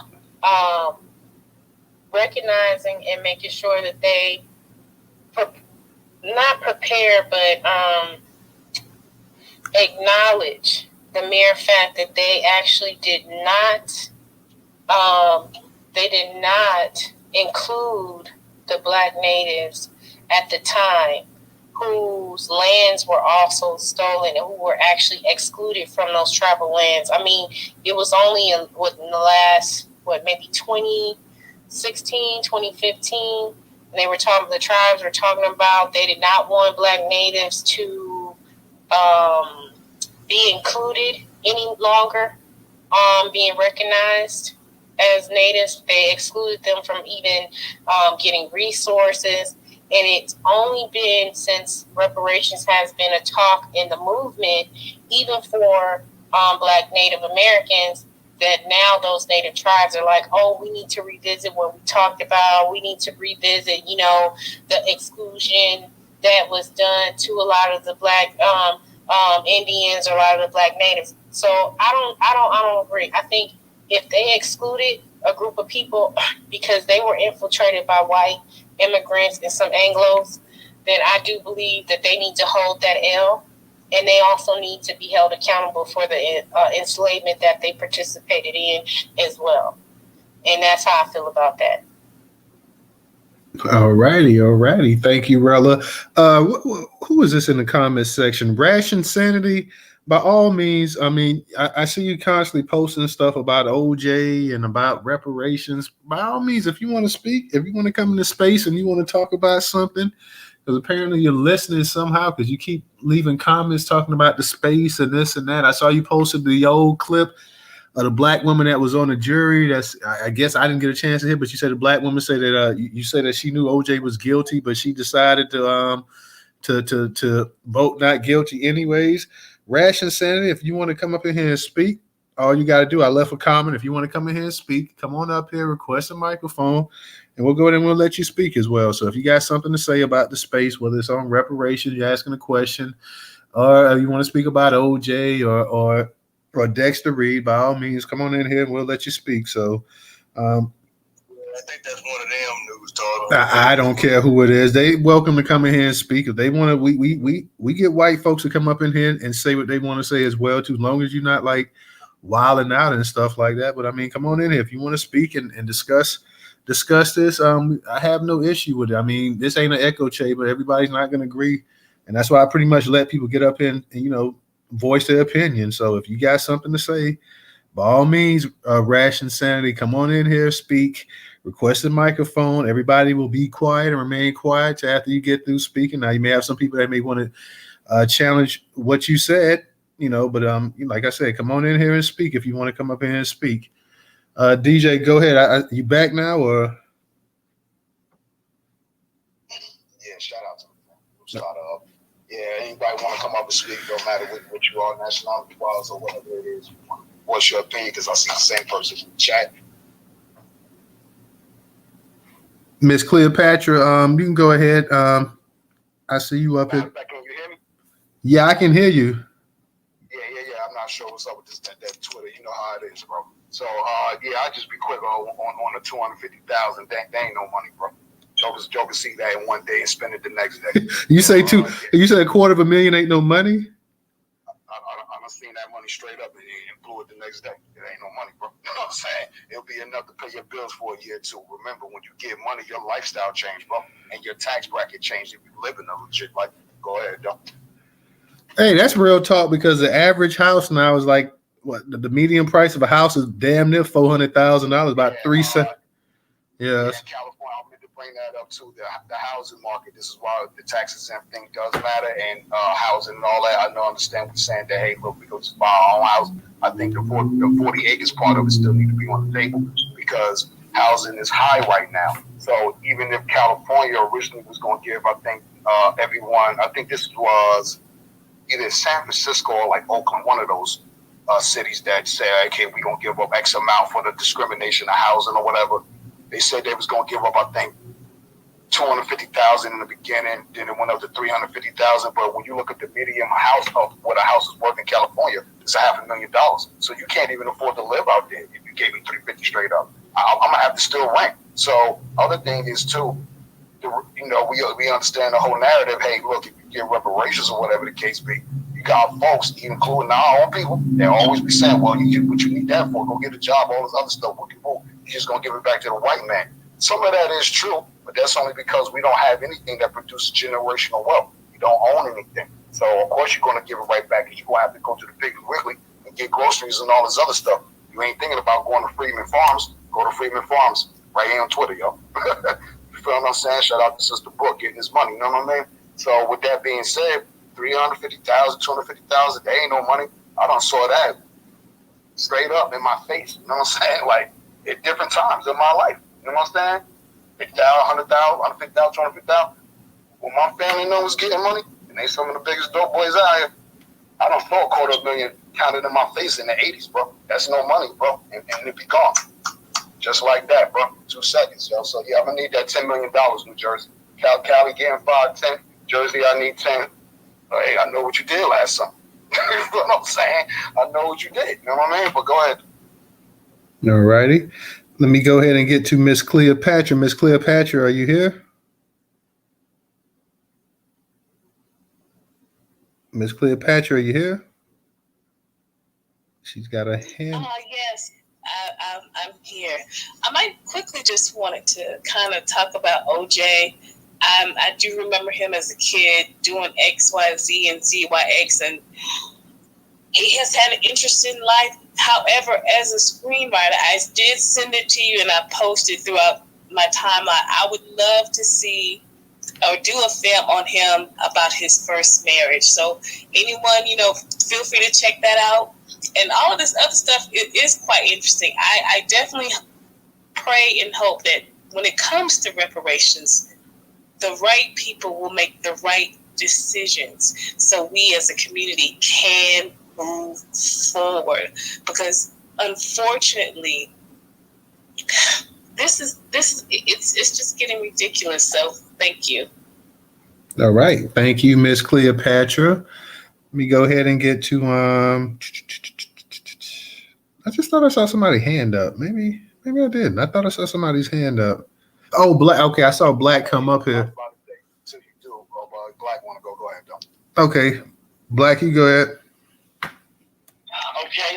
Yeah, I know you're about to shut down. So, yeah, man, rest in peace, O.J. Simpson. I was a fan of his movie career. Really didn't know too much about the sports part of it.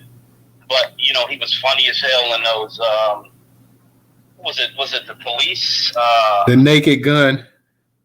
Naked Gun, yes. Hilarious. And, man, it's just worth to go back and watch those movies.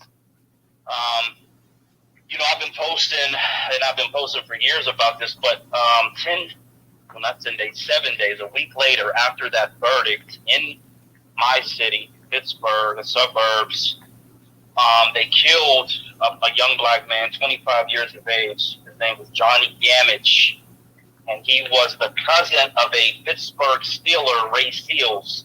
He was driving his brand new Jaguar, and they pulled this man over and essentially choked him to death, young black man. So I had always felt that was a retaliation, and there probably were others across the country. I'm sure if we look at it, if we can see how many black men were killed after that event, there's probably, at least a dozen, just as a guesstimate. But he certainly was someone who I was like, man, this is crazy.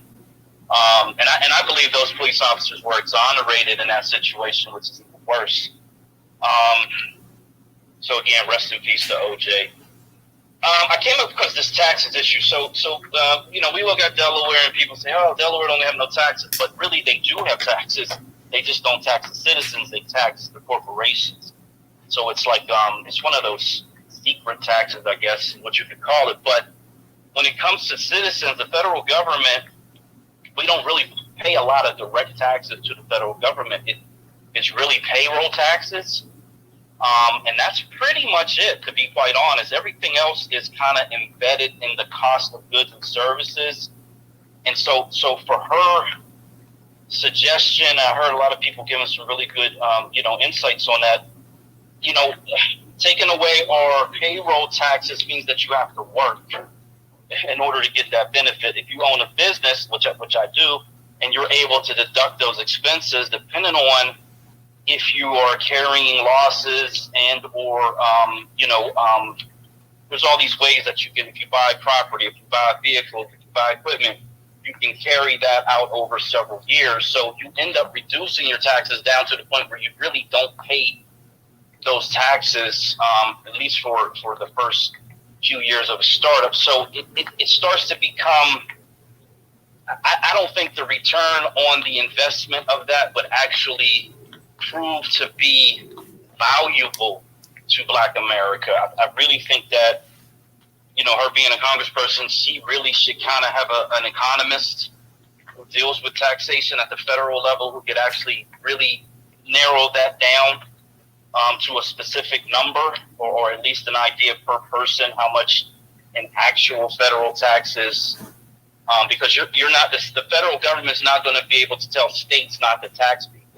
That's just not how the country works, and I think we really got to understand that. Dexter Reed, so man, Rella brought up a lot of really good points. So I was looking at the video as the thing was going on, and man, it would be nice to have a thermal analysis of this video. You can slow it down on the app to 25% speed, and I did that, and I watched it several times. The black guy who's on the passenger side, he has a baton in his hand, and it looks like he raises it, and almost when it comes down is when I kind of hear the first gunshots within a second of that. I don't see this black man pointing a gun, which would be a very natural thing to do, to point the gun over the window that is almost all the way down and point it at an intended target. So I just think it's very suspicious. And the problem is going to be, okay, they plant a gun.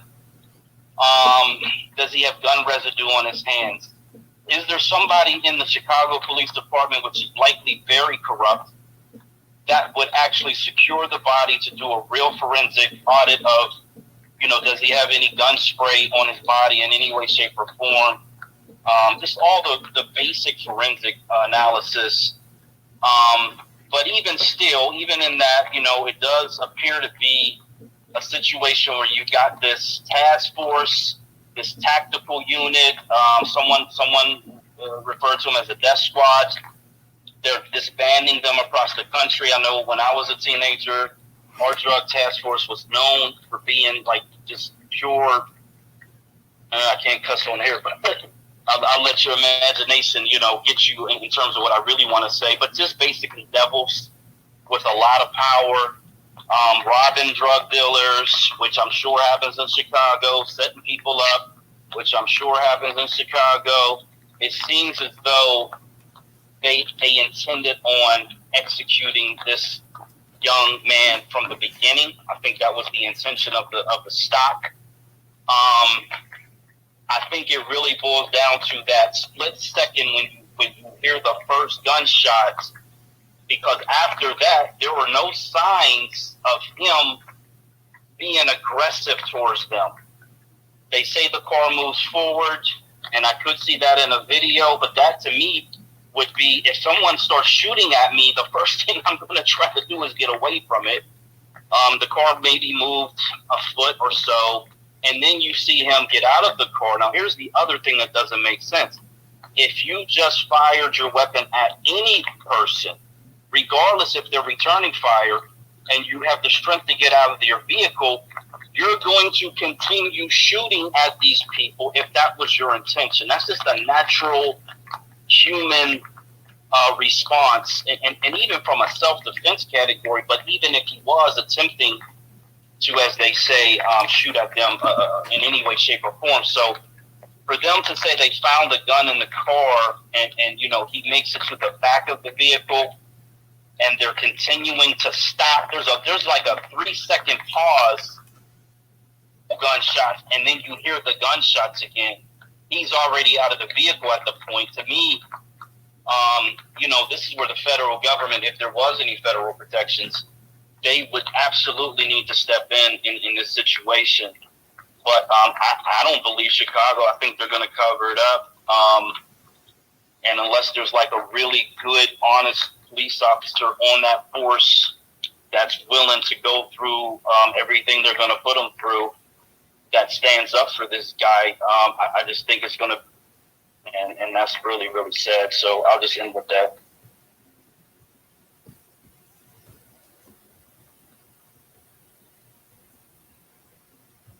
All right. Thank you, Black. Appreciate that. Let me go ahead. I see we got Aunt Lie's hand up. Aunt Lie, what's going on tonight? Peace, Black Power, and reparations. I didn't even I feel so bad. I didn't even hear about the brutal unaliving of Dexter Reed. So I really don't want to speak on it. Y'all already know how I feel about the criminal justice system and what the criminal justice system does to freedmen, and that is their only job. There's no ifs, ands, or buts about it. That's what they do. We just have to understand and learn. And once we start seeing, once you see white supremacy for what it is, everything else will make sense. So if we start seeing it through the lens that they are treating us, it'll make sense why they treat us and do what they do to us. It's just unfortunate and sad. And I really I'm not even gonna say I'm gonna do my research on it, because I can't, I just rest in peace to him and his family. In regards to the taxes, no, we shouldn't pay. We shouldn't pay right now as a protest for them treating us the way they treat us. I believe, according to them, it's no taxation without representation. And since we ain't got none, we shouldn't be paying none. That's just basically what it is. I really feel like, especially under a Biden, under a Democratic government, if black people was to forbid paying their taxes, because if they was to do it wholeheartedly with a bunch of them, then we could get amnesty. But if just me do it, they're going to lock my ass up. But if everybody was to make a logical, you're not going to do this, we are going to do X, Y, and Z, however, even though you pay taxes, they come out of your check anyway, they would have to answer to us. But since we are not, no need for them to act and them to do anything. But what are we paying taxes for? We're literally paying the government to unalive us. Think about it. And every time you get the grocery tax and all this other tax and income tax and sales tax and tax on food and tax on gas and tax on this and registration and tax and tax and tax and all the money they sit in, they making sure that the people with the small hats is okay, and they over there and they're able to unalive as many people as they want and commit genocide in broad daylight and ask questions like, what are y'all mad for?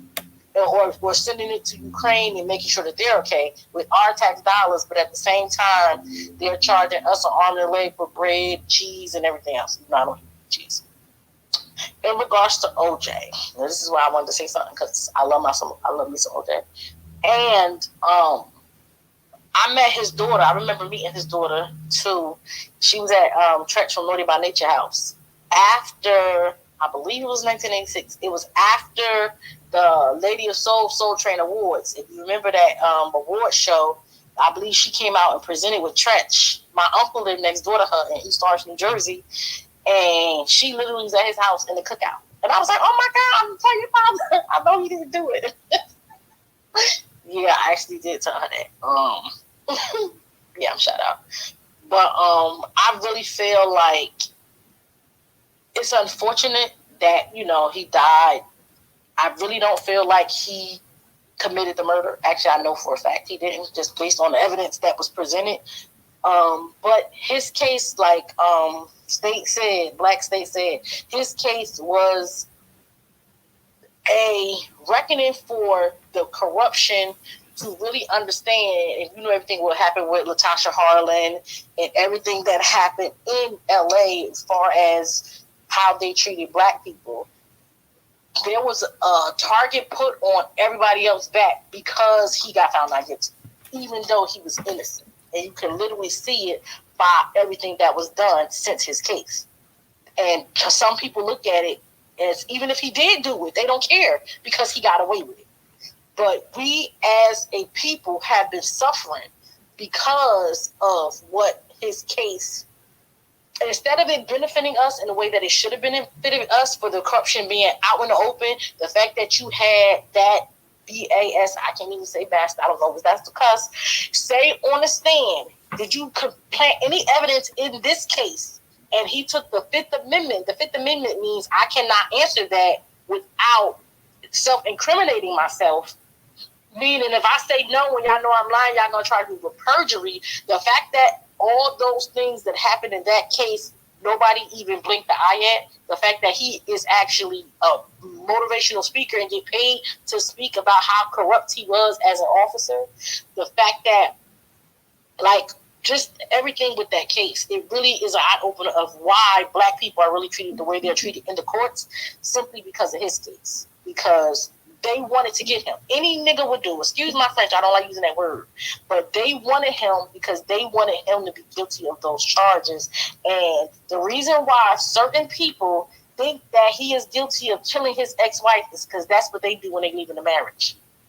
That is what they're notorious for doing. When they get tired of their women, that's what they do to them. So they automatically assume and they know that that's what he did. Well, they think they know, they don't know anything, because that's what they do. So I want to give a rest in peace to him. The fact that he was even incarcerated for taking his own items back is ridiculous. But yeah, it's sad. I hate the fact that he went to the other side in the first place. But he got his N-word wake-up call. And it's unfortunate. But he didn't do it, and the fact that he had to live his life in the midst of it, and he would do all the dumb stuff. There was a video going around about him going to the reporter with the knife. And he go, OJ was a fool. And the fact, he didn't do it, because ain't nobody who's going to actually do something like that they would be too scared that they're going to get whatever. But OJ was a fool. I would just remember the good times, the great things about him, the fact that he was one of the greatest of all times.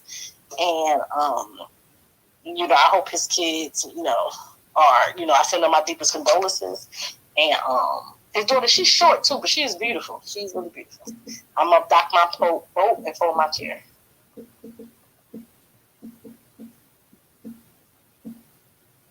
Online with the jokes. Online with the jokes. Make sure y'all follow online, y'all. All right. We'll go ahead and let Rivera be the last speaker for the night, and we'll go ahead and we'll shut it down. Rivera, go ahead. You got it. If you got a Bluetooth on, take that out, though. Hopefully, y'all can hear me. Okay. It was a legal administrator in the United States Marine Corps, so I saw a lot of shit. You got Article 16, Article 15, Article 32. Can you hear me? Yeah, he just said watch the language. Well, watch the language. Your phone is low, but watch the language. I know you guys are recording. So you have your Article 15's, Article 32's, 34's. It's an article, and go on and on, right?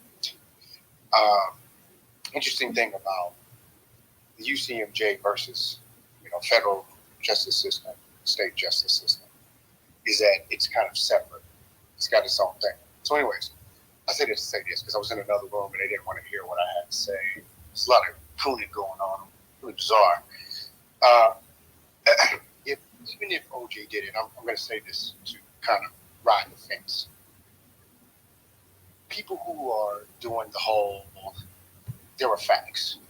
The blood splatter in the car, this, that, X, Y, Z. I don't think people have really, when you hear that kind of stuff, regardless of whose side saying it is right or wrong, when you say you have all the facts but you didn't serve on the particular jury that OJ was on, that he was being tried for, you don't have the facts. You've got what news media gave. You've got what information that was given after the trial was over. And here's the most important part, the after the trial is over part. And I said when I said if he was guilty of it, look this up, it's really interesting because it was a case that we got kind of sent to. And what I did was I was a bullshit paralegal. If he's exonerated. You got to watch the language, Rivera, but go ahead. No, I'm not going to cuss. If he's exonerated, excuse me, I did cuss. If he's exonerated, he can, after the fact, say, I did the murder, believe it or not, and not be retried. I'm not kidding. Look this up. After the fact, he can say, I did it, and he can't be retried. Even if they wanted to, it would be double jeopardy. They can't retry him for the same thing. They would have to find new evidence that supported that he did. So the joke about him doing the whole thing, I honestly, and this is my opinion, don't care. Like, I agree. I'm not saying I hope he did it, but for us to get that win, regardless of the fact, we have been suffering for so long that even though it was a minor thing and OJ did some cooking, right? Even though that happened and people are, white people, it's one of the things that really divided this country. And I was a kid when it happened. But even though he was found not guilty, for me, watching white people get upset, and I've got to kind of tone it down because I'm at work. For me to see white people upset was a glorious thing. Because in their mind, like I said, they knew that he did it. You got the DNA evidence that was in the vehicle, all the blood, all this. They knew for a fact. They were all, oh my gosh. It was like when Obama got it. It's like we gave a dang about Obama getting office for the most part, right? We didn't care. We knew that we got to win. when we had the Central Park. It was Central Park 6. We had a bunch of black men who had been accused of rape. We had a bunch of black men who had been accused of murder. We've been a bunch of black men accused of this and that, killed indiscriminately. Fernando Castillo is one of them. Jameer Rice. We can go on and on down the line. And even though they didn't even get to see their day in trial, the fact was they were found guilty enough to pull a gun and kill these people. Okay? This was a big one. So for me, it didn't matter. And I'm kind of everywhere. Trying not to say too much, and I got to think about what I'm saying. For us to have that, even if he was guilty, I think for a lot of us, and I hope he was not guilty. I hope he didn't. But for a lot of us, in the back of our minds, I think that honestly, even if he had done it, it was a win because so many times we've got injustice instead of justice because we live in like I said, that military versus the federal, the state, two different justice systems. And I'm going to land here because I know y'all want to go to bed or do whatever it is y'all want to do. All right. That case that I was talking about with the white guy, he had done something really egregious. And because, and the paperwork we had gotten, it was a mountain of evidence against this guy. I mean, it was like he had done it, right? But because he was a combat veteran, because he had a bunch of service ribbons, because he had 3 or 4 Purple Hearts, right? Command didn't want to see him go to prison. So they fought for him. They made sure he had a good attorney. They made sure that whatever the UCMJ was getting ready to pound him, which was going to be prison, the brig, that he didn't get any of that. And that's exactly what happened. And here's the funny part. This is why I said what I said about OJ jumping up if he did jump up and he wanted to in the middle of or after the trial, after he had been found not guilty. Gavel gets the wood. And he jumped up and said, I did it. It would have been really interesting because in this case, this gentleman had done some stuff and then later on had a guilty conscience and said that he had done it, but he couldn't be retried because of the double jeopardy system that we even have in the UCMJ. So I find it very interesting. And then everybody was cool with it. People were the only people upset in a specific group, and I'm not going to get into this story of this guy because I guess it's personal or whatever. But the people that were upset were civilians, and they wanted to try him in the civil court, but the civilian court didn't even want it. The state didn't even want to have anything to do with it. So, had it been a black man, they'd arraigned that brother for something even minor, for fighting at a bar. And the fact that he was in uniform, or at least he was a service member and fought a civilian, they'd have got him both ways. They'd have got him with the UCMJ and with the state. And I wouldn't even be surprised if the feds wanted to and look and see if he had guns and all this other shit. So, like I said, we have a 2 different judicial system. For this to be a win for us, I think in the back of our minds, for a lot of us, we think he was not guilty. For a lot of us who said that he might have done it, it doesn't matter if he done it. The fact that they gave him a not guilty plea, perfect. And a lot of the times the coons would use the argument of, well, you know, OJ didn't do nothing for black people. Why are y'all rooting for him? I don't understand, right? He didn't help black. It doesn't matter. That's beside the point. We don't care about that. We don't care that OJ was cool, that he married a white woman, had biracial children, that he didn't do nothing for black people. The fact that he got this win was an important lead for us. It was a leap for us. It made white people upset, and it also showed that the judicial system, given the power, we can fight this motherfucker back. That's all I want to say. I'm sorry I cursed, but that's all I want to say. Sorry I was everywhere. I got to get back to work. Thank you. All right, Rivera. I don't know why. Like everybody says they're not going to curse it, and they end up start cursing anyways, even after we tell them not to curse. I mean, let's be for real. We're all fairly intelligent people. It's not hard to curse, not to curse. So, you know, you dropped the MF, you dropped a few BS, you dropped a few cuss words up in there, bro. So, you know, no disrespect, anything like that. But like you said, we are trying to stream this as well, too. So let me go ahead and get to Aunt Lie. Aunt Lie, I'm going to let you get 2 minutes, and then we're going to close this thing out for the night. So go ahead and unmute your mic.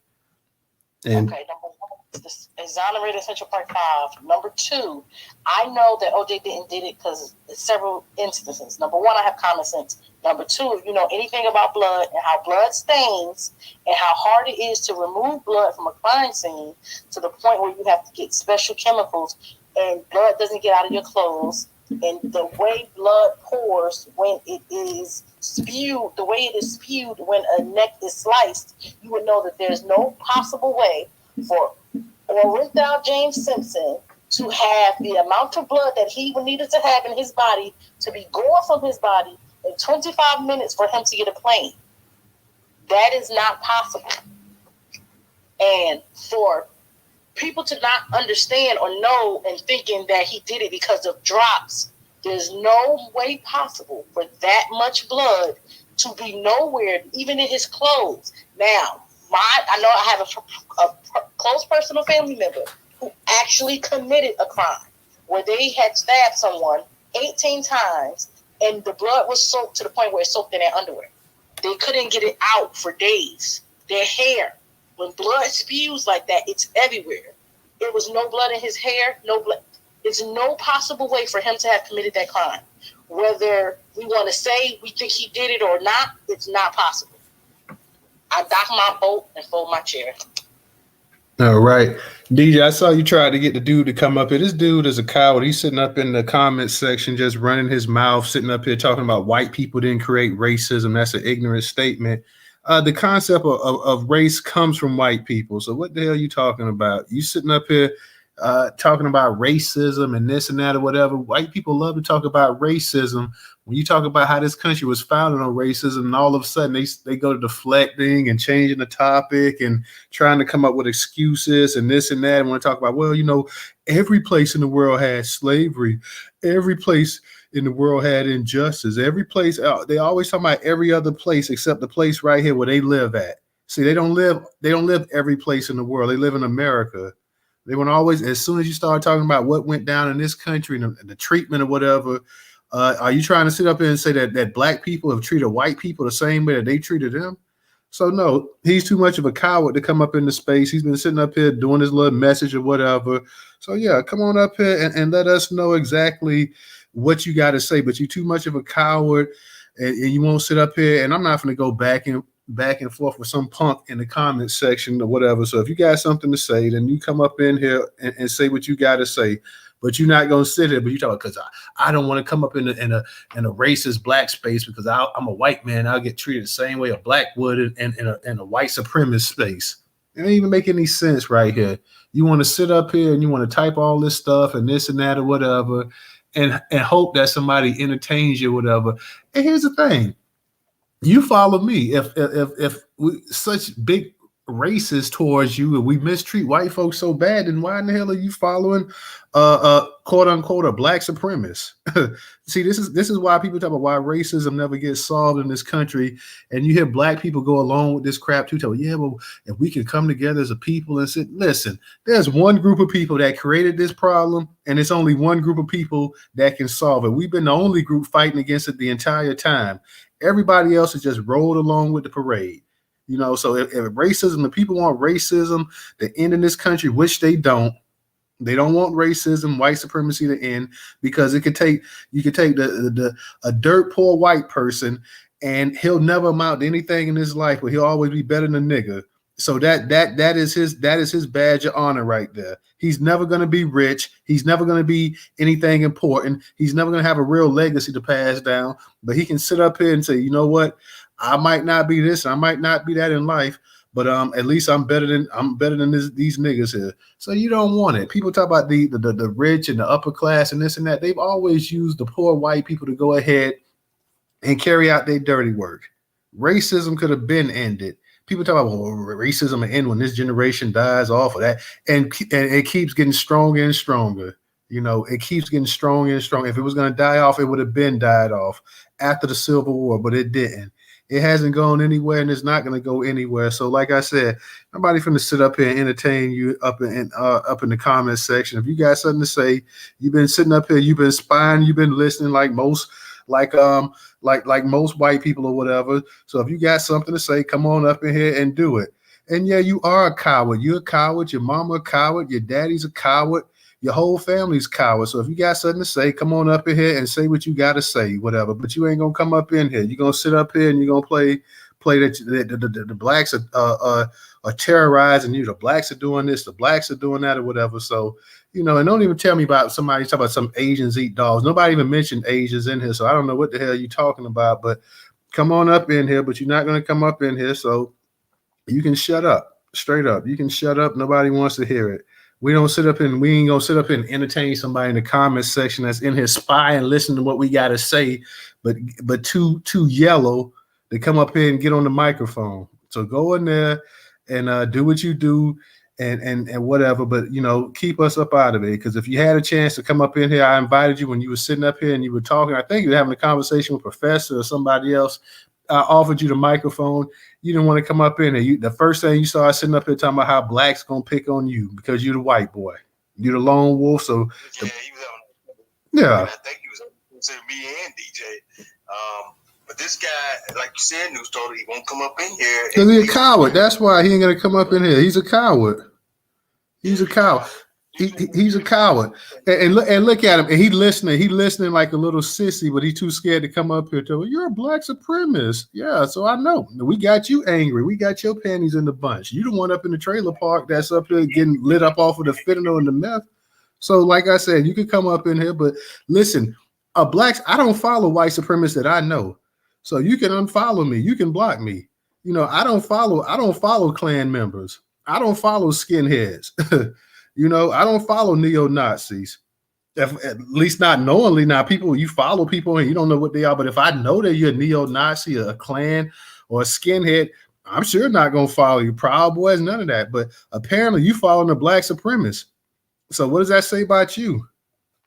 They love to follow us, Newstoter. You know that. You sound like you suffering from penis envy up here. So what's the issue, my boy? Yes. They love to follow us. They be wanting to swag like us. They be want to walk like us. They be want to talk like us. They be want to we the wiggers. We the wiggers. Sitting up here about to cry. This is a white dude that's upset 30-some years later that OJ Simpson. He's upset. He wished that OJ would have died in prison, and the fact that he didn't go to prison for the crime that he wanted, he's still pissed off about it. He's still mad about it. Whatever. He's 30 years later. He's still upset. Get over the fact that Nicole was loving that BBC. Okay, he just gonna have to get over it. She loved that BBC. She was chasing it. Hey, this joke is sitting up here. He taking up for Diane Yap. He talking about somebody said Diane Yap ate dogs or whatever. Now, Diane Yap, it lets you know that he's a pure peckerwood right here. As much anti-black stuff as Diane Yap, ugly ass, says all the time about black people, he's sitting up here worried about it. So it must be one of these cats either with a troll account that was up in the space that night or sitting up here crying because that was a pretty big space. He talked about Diane Yap. So you already know what he's already talking about. Get your face up out of the place. The black African dude, so he tell us something. No, this ain't the black African dude. This another. This is a white boy running his mouth right here. Think about all these white boys that got blackface avatars. Yeah, but this one right here. This is just a red. You can't see his face, but you can tell he's a regular white. He's sitting up here talking about Diane Yap. Nobody gives a damn about Diane Yap. Diane Yap sit on here getting clout from white people like you, sitting up here trashing black people daily. Diane Yap wouldn't be anything without actual black people using it as her content. Who the hell? Nobody cares about Diane Yap. Diane Yap got all this to say. What about Diane Yap homeland, where she come from over there in Asia? Now, how many child brides and everything else? How many little girls they throw over cliffs and stuff? Oh, please, nobody cares what Diane Yap got to say. Please. And look, the only reason why he really mad because he probably dating her, yo. You know what I mean? So you keep kissing our wood. Yeah, I know because you know the Asian women, they love the Asian women date outside they race more than anybody else. So yeah, he probably. Hey, yo, let's go, yo. Just be honest, bro. You wiped the hoe, man. It's okay. Yeah, we don't want Diane, okay? We don't want her. So you can keep her. You can keep her in that trailer park with you and y'all can have a blast at it. We don't want her, so okay. That's my record real quick. We don't want no woman that smell like fish and whatever else that need to be out there in that rice. We don't need that. Just for the record, though, I ain't hating or disrespecting women. I'm just saying, you know, in New York City, whorehouses, Asian ones specifically, outnumber Starbucks 2-1. So therefore, meaning there's a whorehouse on every other corner in New York City compared to a Starbucks on every other corner. Think about that, family. You wonder why they got syphilis out here and all this other stuff that's uncurable. And for all you people that keep going to these restaurants, these Asian restaurants, the cats and dogs, man, you better think about all that cats and dogs. Nail salons, all that. That's not codified. You going to their spots nowadays, man. Real talk. Ration Sanity, you are a punk. You're a punk and you're a loser. And you could be 100% white. I don't give a damn how white you are. I mean, that don't make me lose an ounce of sleep. So sit over there in your little enclave, go back to Diane Yap, and go cry to her and tell her how mean we were to you. So I don't care. Like I said, you had a chance to come on here like a man. You sat up in the comment section. Nobody I don't follow you. I don't follow behind you. I don't respond to your posts. I don't even know who the hell you are. You know, so you decided to come up in here. You saw the title about OJ Simpson. That made you upset. You said something. You got checked by a couple of the brothers up in here. I told you, hey, you can come up in here. You didn't like it. So you can sit your passive aggressive behind now. We don't care. Say what you want to say. OJ lived to be almost 80 years of age, and he died outside of prison, which I know you hate. You wish he had died in prison, but he didn't. You know, so hey, it is what it is. So I don't care how you feel about it. Hey, yo, just to go in on these Asians one more time, because you know that's my motto now. Takes, yo, CCP. I told y'all now, because they trying to invade us, yo. You know what I'm saying? So they just snitched on their own people and said the Baltimore Key Scott Bridge accident or on purpose terrorist plot, and it's no allegedly because it's coming from their own Chinese families. You know what I'm saying? China has something to do with it. They remote controlled the ship, shut the power off. This is what the federal government is saying. Trump was right. Cut these jokers off. They could harm us by just pushing a button now. So for all those that saw the movie, Leave the World Behind, spoiler alert coming, you saw the Tesla scene. Elon Musk, why you trying to network so hard with the Chinese hackers? The Belt and Road Initiative, that's a global takeover. You want these people in your hood for real? You know what I mean?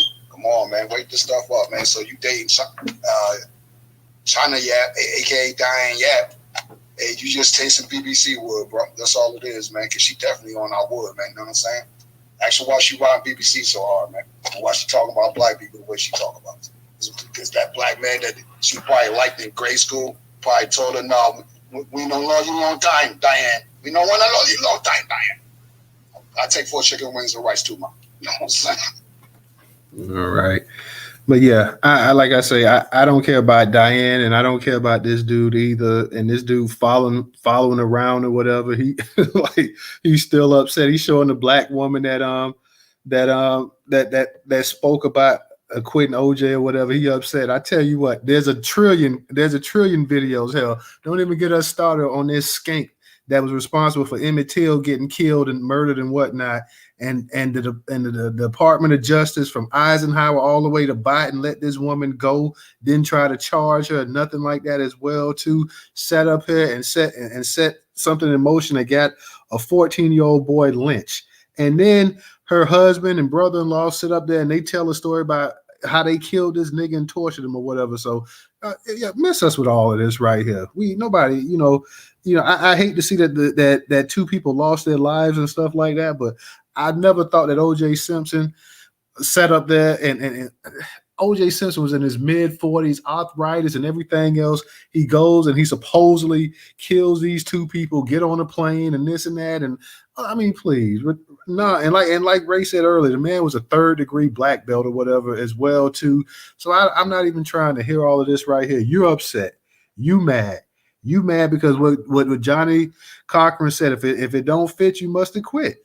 And it didn't fit. I mean, I'm sorry about that. So you still 30 years later butt hurt. So I tell you what, go home and go get you some preparation H and go oil down your hiney. Okay? Go oil down your hiney and just relax. Because I mean it is what it is. Go get you something.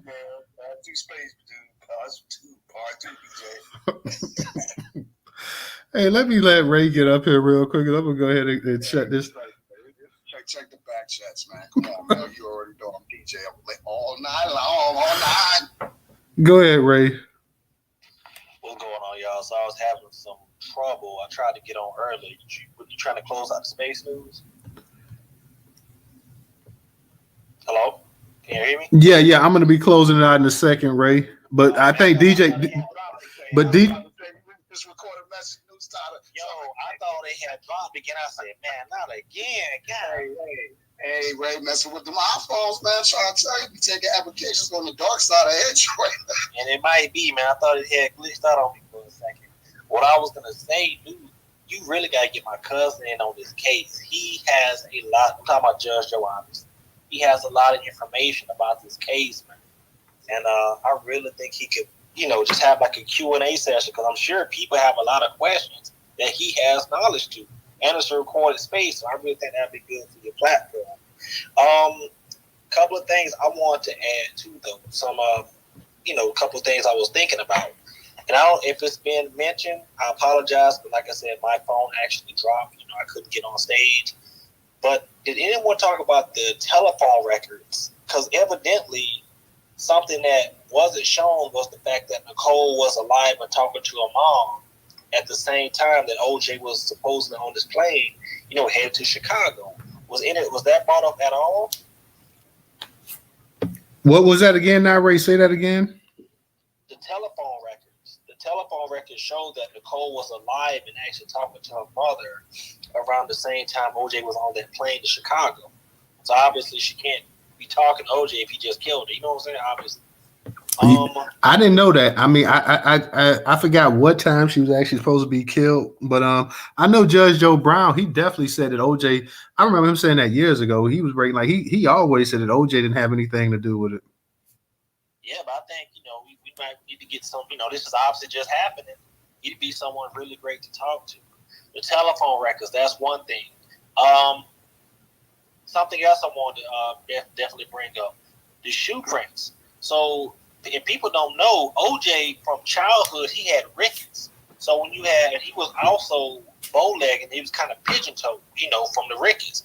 So, and he had like a slight limp when he walked because of the football injuries and stuff. But the found said that the person that was walking was basically walking without a limp. It was just a, regular person walking. I don't know if anyone brought up the fact that Mark Furman, when asked about if he planted any evidence or gloves or blood and that stuff, he actually pled the fifth. I definitely wanted to bring that up. F. Lee Bailey, which was, I believe, one of OJ's attorney, he had posted some proof online, some innocence to show it, and I believe it was taken down off his website. I thought about this too. So allegedly, if OJ killed these people, right, and he had because you always hear about he didn't have any marks on his body, and the only cut that OJ had on his body was a cut on his hand, on his finger, correct? But if that's the case, wouldn't the gloves also be cut if he wore the glove during the commission of the murder? But the gloves didn't have a cut. So that just, to me, doesn't make any sense. So there's a book, if you ever heard about it, it's called OJ is Innocent, I Can Prove It. It's by a detective named William Deere, and he talks about how the police tried to frame OJ, and this was around the same time as the Rampart scandal and stuff like that. A lot of people don't know this, but 4 of the officers that was involved with the OJ case actually went to prison or jail for framing people around that time too. Let me see. I'm trying to think. Was there anything else I wanted to? I know you're trying to close out, so I'm trying to talk quickly. When OJ got hemmed up, when he flew back from Chicago back to LA, a lot of people don't notice, but he actually was talking freely to the police. He didn't even have an attorney. And if you're guilty, what sense would it make for you to talk to the police? You know, that just makes no sense to me. I think everyone knows that, Nicole and Ron, they were like kind of heavily in debt with drugs and stuff like that. And I think I said this earlier about there was a man that actually got, killed, kind of similarly, that way. He actually got stabbed to death too. And his name was, I believe it was Michael Nigg. I believe he also was there was some club or something, I believe it's called like the Dragonfly nightclub. And again, that owner was stabbed to death. And there was a serial killer named Glenn Rogers. This is the last thing I'm going to say. He actually, and you can look this up, he actually said that he killed Nicole. He was a serial killer. He only killed white women that had, I believe, like blondes or something like that. And his brother even said, yeah, I really believe that Glenn did this. With that, I'm going to land. I know y'all trying to get up out of here, dude. We can talk about it in the next space. But please, definitely, I got a bunch of questions for the judge on this. All right, appreciate that, Ray. That Negro, I don't think he's in the space, but I want to give a shout out because I saw that he just signed up as well too, on the platform as well too. So shout out to that Negro, always showing love and supporting as well. So we're gonna go ahead and wrap it up for the night, guys. But DJ does have a space plan coming up, so y'all definitely go ahead and check that space out. He's about to go ahead and get this thing rolling in a second. So let me give a shout out to everybody. Thank you guys for support and coming out and making this a great space tonight as well too, guys. We'll be back next week. Everybody have a good weekend. Peace. We'll see you, and check out DJ space getting ready to come up as well. DJ, what time is space for the start? Now it's about to be 11 o'clock, 2 minutes to it, so we're closing out at the right time. See y'all over there, family. Ray, come on over there, fam. Just come on over there. I'm about to come on over, but I want to add this too, real quick. Judge Joe Brown said that when Nicole was killed, her throat was sliced from ear to ear, and her tongue was put out in flames. All right. So we don't want to get too graphic on here, Ray, but okay. See, that came from second on BBC. But anyway. Okay. Well, yeah, we finna shut it down. So peace, and we'll see y'all.